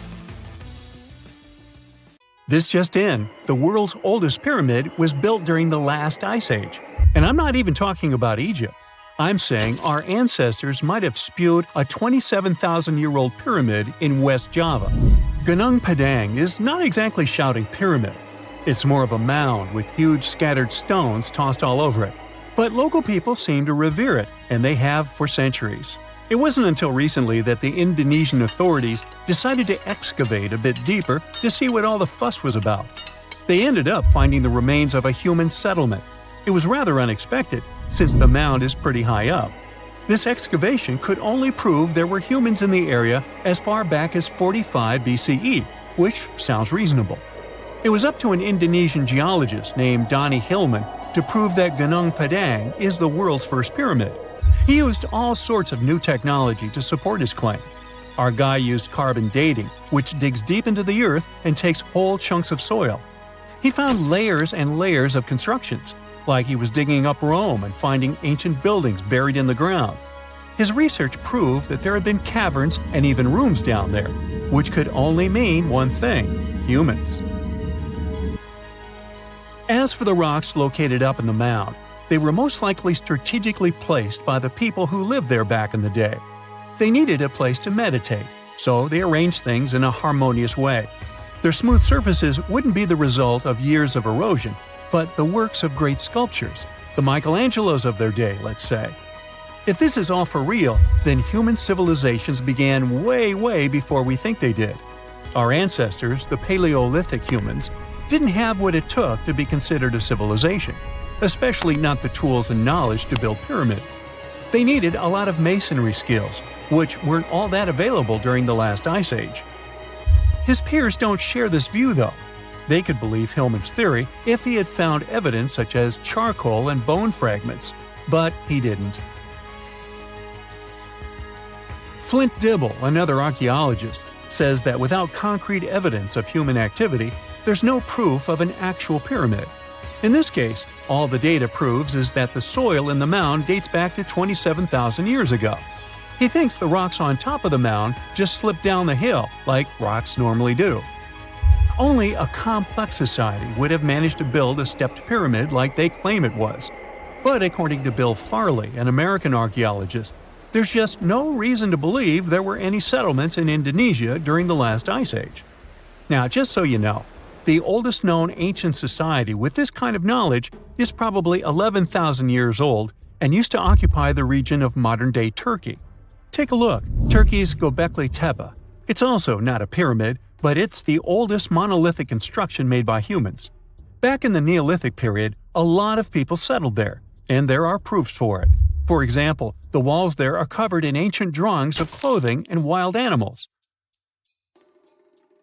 Until recently, the title of the world's oldest pyramid went to a three-sided construction known as the Djoser Pyramid in Egypt. Djoser is located just a few miles south of the Giza complex in a town called Saqqara. It made its way to popular culture more than once. In the 18th century, it became a common feature in European paintings. Young men from the cultural elite did a grand tour around the world, and Saqqara was at the top of their list. It was also featured in the video game Assassin's Creed, with a digital representation way more accurate than many historical drawings of the thing. That was kind of a big deal in ancient Egypt, to build pyramids for kings to spend their afterlives. And if you thought the Khufu pyramid was the oldest one in the world, well, Djoser was built 70 years ahead of that time. The development of new technology has allowed archaeologists to make groundbreaking discoveries, and a new, or should I say ancient pyramid in South America might win the title in dispute.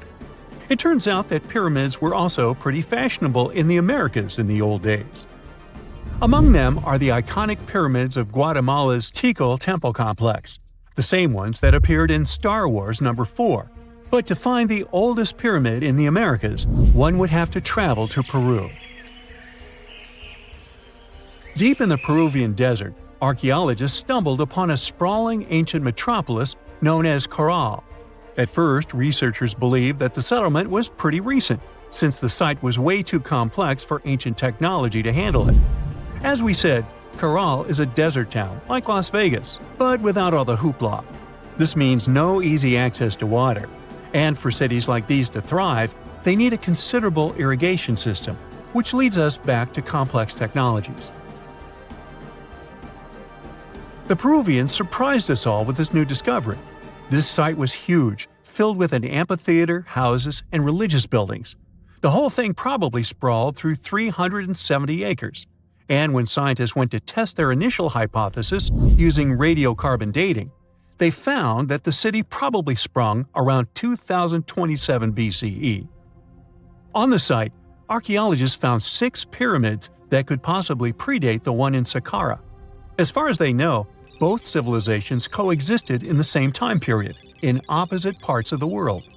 But since researchers can't pinpoint the exact age of Caral's pyramids, it's pretty hard to guess which civilization completed their pyramid first. If only we had a crystal ball. Now, it just so happens that the shape of a pyramid is something that nature is able to produce all on its own, leaving us modern-day humans a bit confused. A classic example is the Japanese side of Yaonagani, which also goes by the name of Japan's Atlantis. The entire monument is about the size of 5 football fields and the height of a 5-story building. Explorers and scientists believe that Yaonagani dates back to 10,000 years ago. For Japan's top marine geologist, Professor Masaki Kimura, Yaonagani is the heritage of a lost civilization. Kimura has dived into exploring the ruins over 100 times over the past 10 years. To him, there are clear signs of human activity down there. Check out this triangular-shaped pool on the monument's surface. Kimura thinks it's actual proof of humans, because this triangle-shaped concave is a historical symbol of water fountains in the region. As it happens with a lot of these cases, not all scientists are convinced the same. For many, Yaonagani is probably the result of thousands of years of erosion, and the fact that the monument is composed of one massive rock leads them to believe it is not really human-made. Sure, these huge basalt columns may look like the ruins of a palace, but they're most likely the result of the intense volcanic activity in the region. And speaking of natural formations that really look like a human made it, a pyramid on Mars has been a hot topic lately. Humans have been keenly trying to prove that there is life on Mars for quite some time. But some are stretching it really far, saying that little green or gray people built a pyramid on the planet to try and build their own civilization. This picture was taken over a decade ago by the Mars Reconnaissance Orbiter, the MRO, but it started to resurface recently. It shows what looks like a three-sided pyramid. Some people claim that the smooth side of the pyramid could only be the effect of otherworldly work. Then science comes along and explains that Mars is home to one of the deepest canyon systems in the whole solar system. The so-called pyramid is located in what is known as the Kandor-Chasma region. This Martian region has a bunch of similar formations that are nothing more than the result of erosion. Nothing supernatural going on there, apparently. It's strange if you think about it. There are old Roman buildings that have lasted for thousands of years, while our newer buildings seem to fall apart. How did the Romans manage to create such strong buildings? A lot of them with complicated designs, too. Recent research has shown that the Romans used a type of concrete that has an extra layer of protection against the elements. It can even fix itself when it gets wet. This discovery not only explains why these buildings have lasted for thousands of years, but it can also help us make cement in a way that's more natural and resistant. A recent study shows that Romans used volcanic ash in their concrete mix to make it stronger, especially when it was near the ocean, where the air is naturally more humid and could naturally cause more damage. These days, we make concrete out of sand, rocks, water, and a special kind of cement called Portland cement. This cement itself is made by cooking limestone, clay, and other substances in very hot ovens that reach over 1400 degrees Fahrenheit. Sure, it creates a well-blended mixture, but it cracks easily, and sometimes it only lasts a few decades.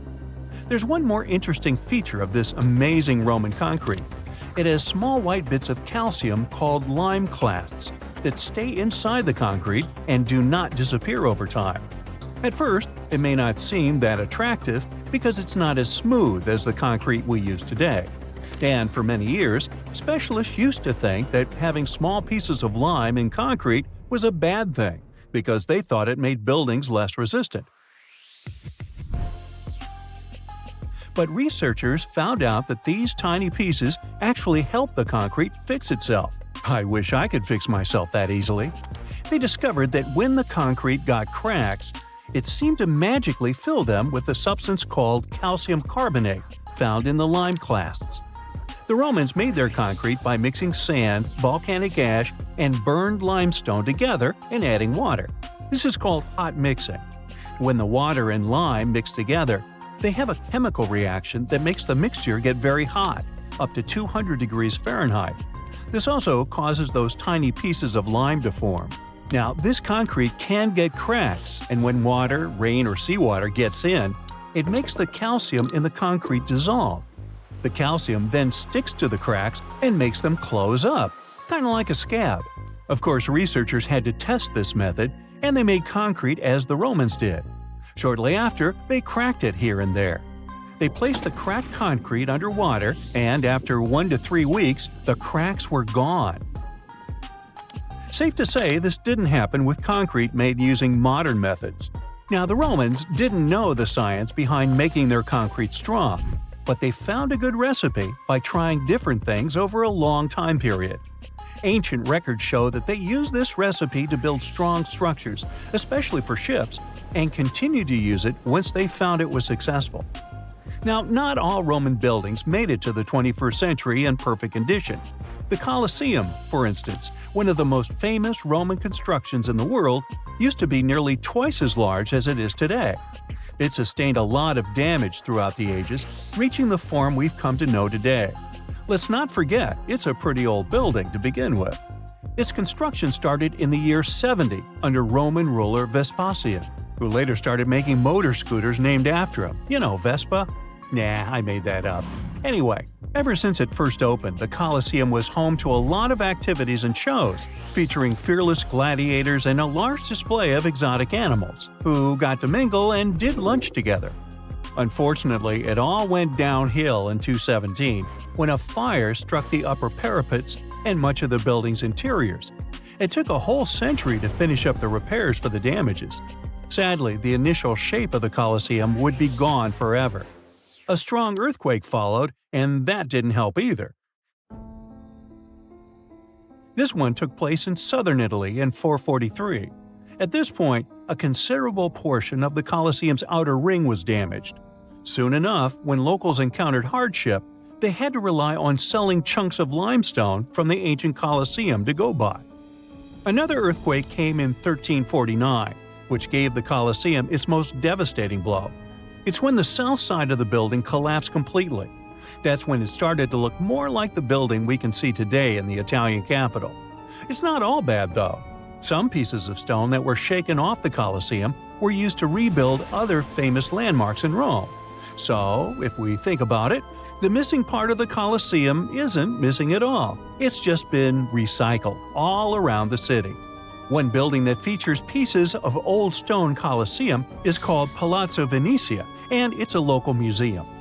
Now, speaking of weird buildings, you've probably seen this one, as it's one of the most photographed spots in the world. You can see online photos of people leaning on it, or ones that make the building look like an ice cream scoop. This famous Italian landmark is called, you tell me. Yep, the Tower of Pisa, and it looks like it's seconds away from collapsing to the ground.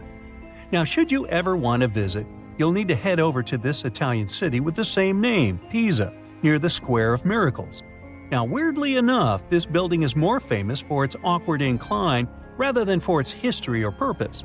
Back in 1178, when the construction of the tower was still not completed, people realized that the building was starting to lean over, and that was before they had reached its third floor. They soon figured out it had nothing to do with the building plans or the materials they used. It was all happening because of the mushy and shifting soil which was beneath the construction. These days, we know that placing a building on top of soil made of clay, fine sand, and shells isn't the best idea. But back then, people didn't know how to figure that out before building something.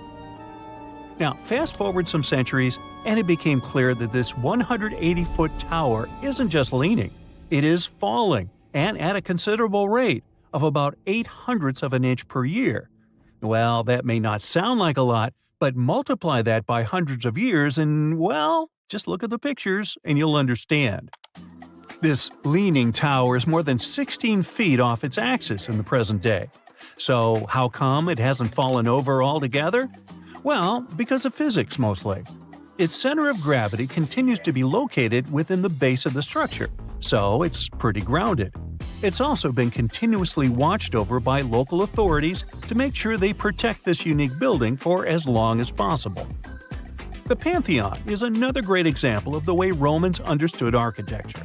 It's also located in Rome and was initially built as a temple. The construction itself was made from concrete with different thicknesses and has an interesting shape too. Back in the day, Romans believed the Earth was like a disc, which was covered by a dome-shaped sky. So they modeled the Pantheon sticking to this idea. Light comes into the temple through a hole in the dome, shining down on the floors and walls, showing the movement of the sun. It's also one of the best preserved ancient Roman buildings. It's no wonder many other buildings have been made to look like it. In the U.S. alone, the U.S. Capitol, the Jefferson Memorial, and the National Gallery in Washington, D.C. are all said to be modeled after this ancient construction. The famous painter Michelangelo was so impressed by this building that he believed some unnatural force must have helped in its construction. The place where it stands is also very special because of the story behind it. Legend has it that the founder of Rome, Romulus, was lifted to the ancient Roman higher spirits on the wings of an eagle from this exact location. Apparently, it was a talon show. Get it? Talons? Eagles? Okay, gotta go. If you come across a well in Portugal, resist the temptation to gaze into its depths. The inverted tower in the enigmatic city of Sintra sends chills through those who encounter it as it spirals down a daunting 88 feet into the underground. It certainly wasn't designed to collect water, yet its true purpose remains a closely guarded secret. Dating back to around 1904, this well could have been involved in a mysterious initiation tradition from the Knights Templar. The Templars had faded into history almost 6 centuries before the construction of this pit, but their enigmatic traditions were revived by later generations.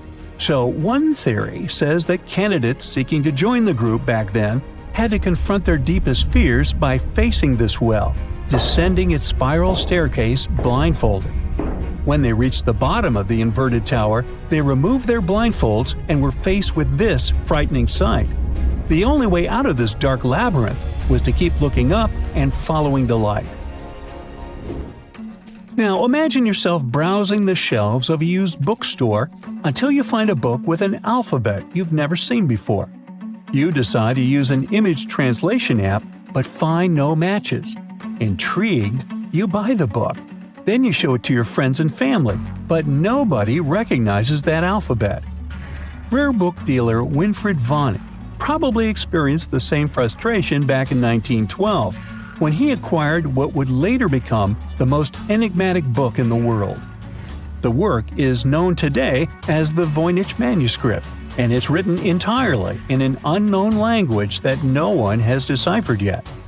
The pages of this 15th century codex are filled with botanical drawings, but these aren't typical daisies or roses. In fact, they don't resemble any plant species that we know of. What makes things even stranger is the illustrations of unfamiliar constellations and women swimming in green baths.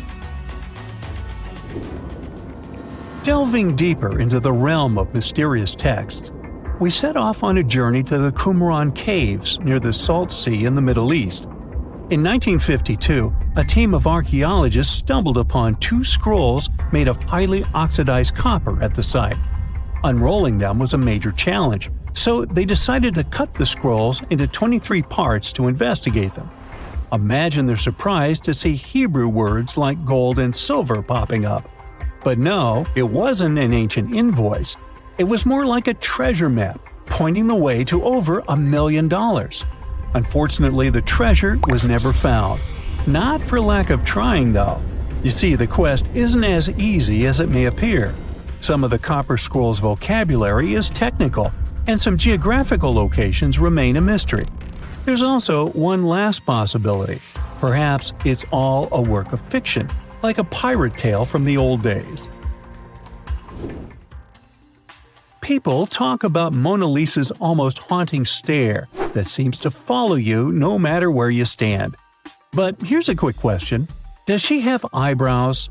You got it right if you said no, and her complete lack of eyebrows adds another layer of mystique to her gaze. The most common explanation is that beauty standards were different, and perhaps plucking the hairs above the eyes was a thing around 1503. But take a look at other Italian paintings from that time, like La Schiavona or Portrait of a Young Girl. Yep, eyebrows. So, not everyone was entirely pleased with this theory, like French inventor Pascal Cotte. He spent 3,000 hours analyzing scans of the painting to dig through all the layers of Leonardo da Vinci's masterpiece. Now he claims that the Mona Lisa once had eyebrows, but they disappeared over time due to cleanings and restorations.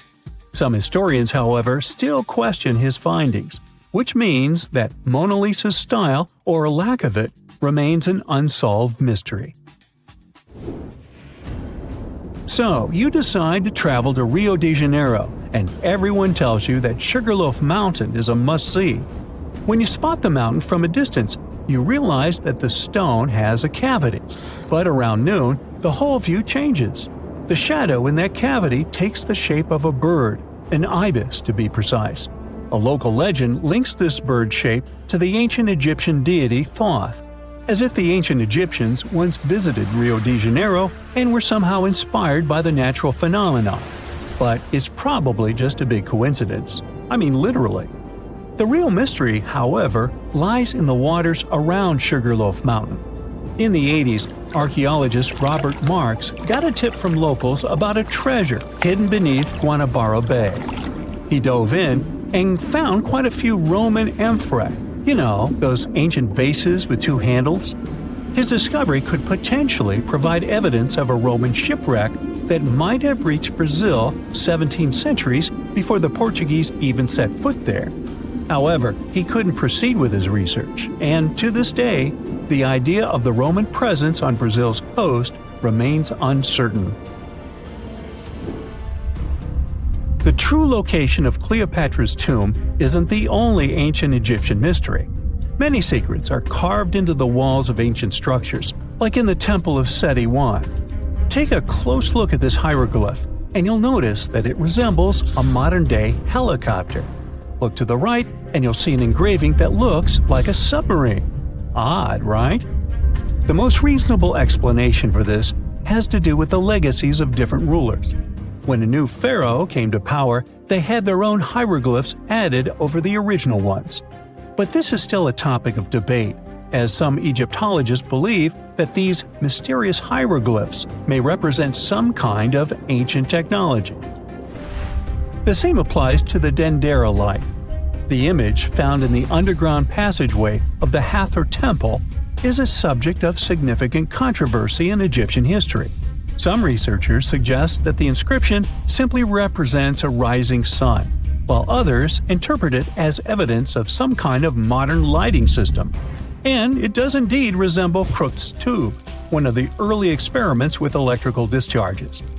Although there's no concrete evidence of ancient Egyptians having modern electricity, some historians believe that this theory could help explain why many discovered tombs don't have any residues left behind from the use of oil lamps or candles. A lot has been said about the mysterious pyramids of Egypt, but many people tend to forget that other inexplicable structures had already existed even before them.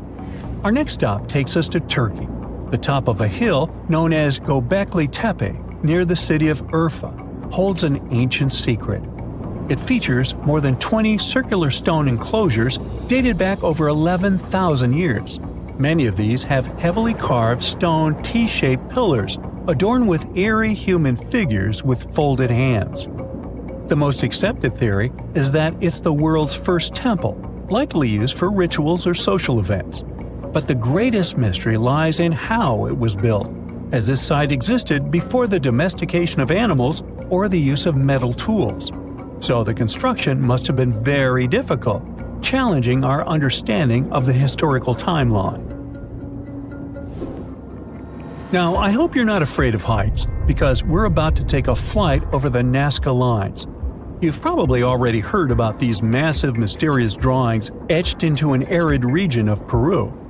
They come in many different shapes, like a spider, a monkey, and even a Google-eyed ET that is probably just a fissure. Anyway, this story got some fresh chapters in 2022 when an additional 168 new drawings were discovered. The original ones could only be seen from the air, but these new ones are much smaller and can be observed from the ground. However, one thing they have in common is that their purpose remains totally unclear. Some might call them the largest-scale calendar in the world. Others suggest that they served as a tool for agricultural purposes. Of course, many theories have emerged in an attempt to give the Nazca Lines a meaning, but the truth is that they remain some of the most important unsolved mysteries in history. The Moai statues have been standing tall and proud for hundreds of years. Once people put an enormous effort into carving these grand sculptures, and then they just suddenly stopped making them. But why? Let's figure out this mystery. Easter Island, located 2,500 miles east of Tahiti, has an area of 63 square miles.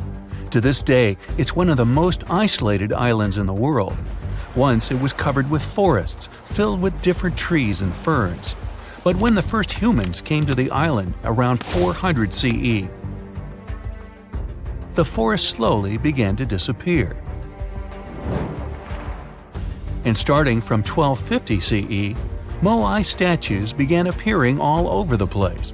People made them from different types of rock: compressed volcanic ash, basalt, trachyte, and red scoria.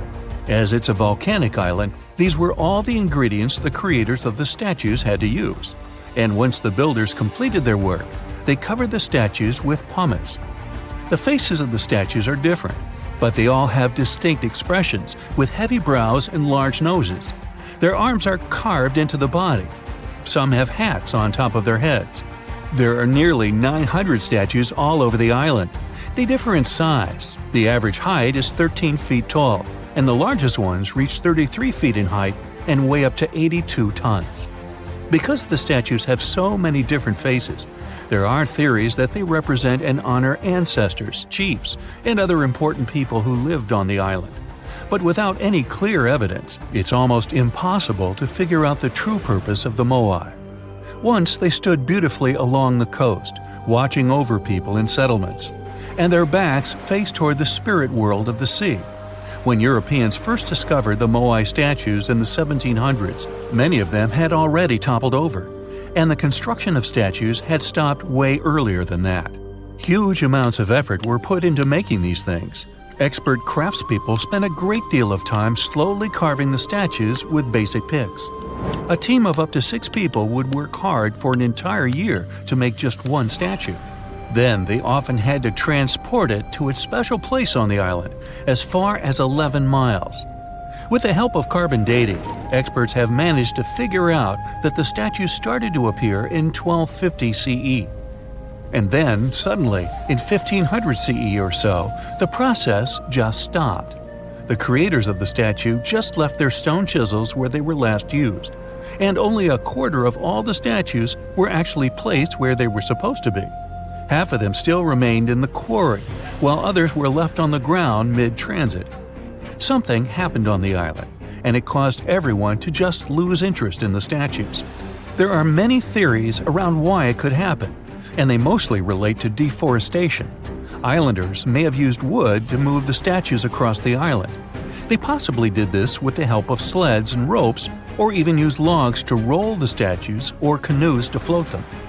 The wood started to deplete eventually. Trees on the island took very long to grow, and rats ate most seeds.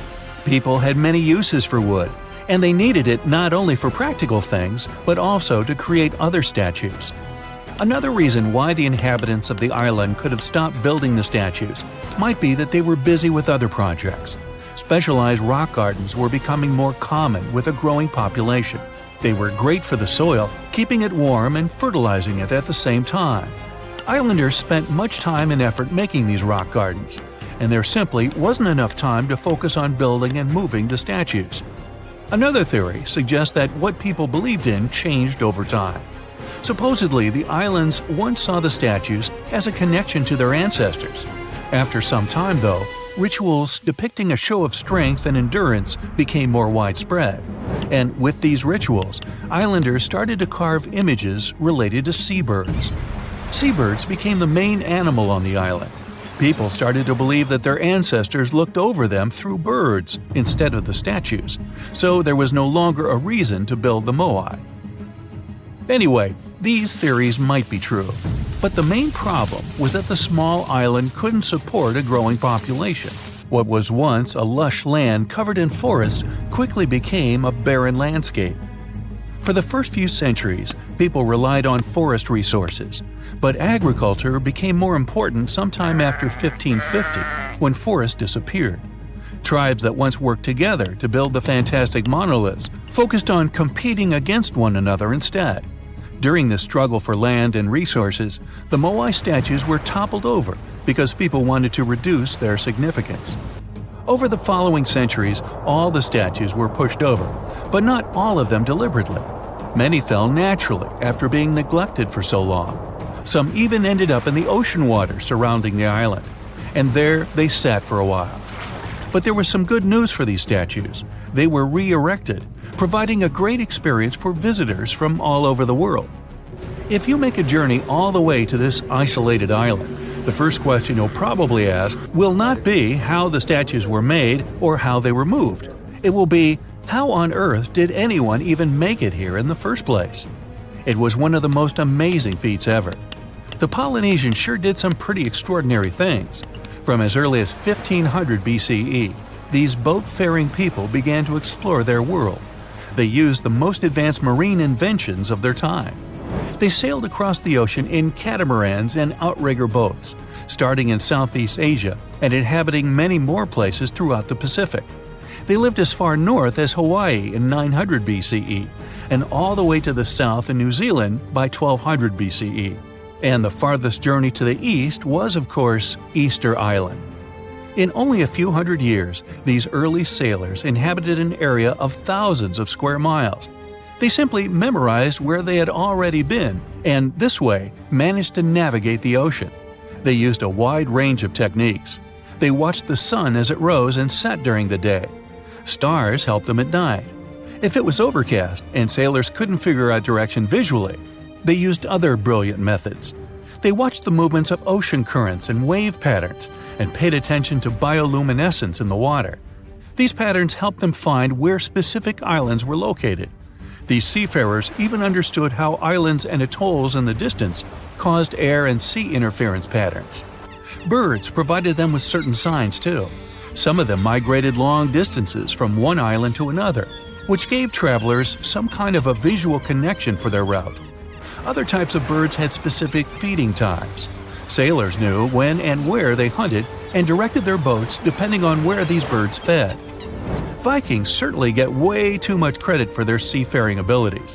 Where they used a sun compass, the early Polynesians relied purely on the knowledge of how nature itself could guide them. Their skills were so advanced that in 1769, Captain James Cook, an English explorer, even hired a Polynesian navigator because of his extensive knowledge of the seas. But even more surprising was the fact that he drew a map from memory. It covered an area that was 2,000 miles wide. In this region, there were 130 islands, and the navigator knew 74 of those islands by name. At the beginning of their voyage, Captain Cook often disregarded the navigator's advice. But toward the end of their journey, he was very impressed. He also recognized the Polynesians as possibly the most widespread nation on Earth.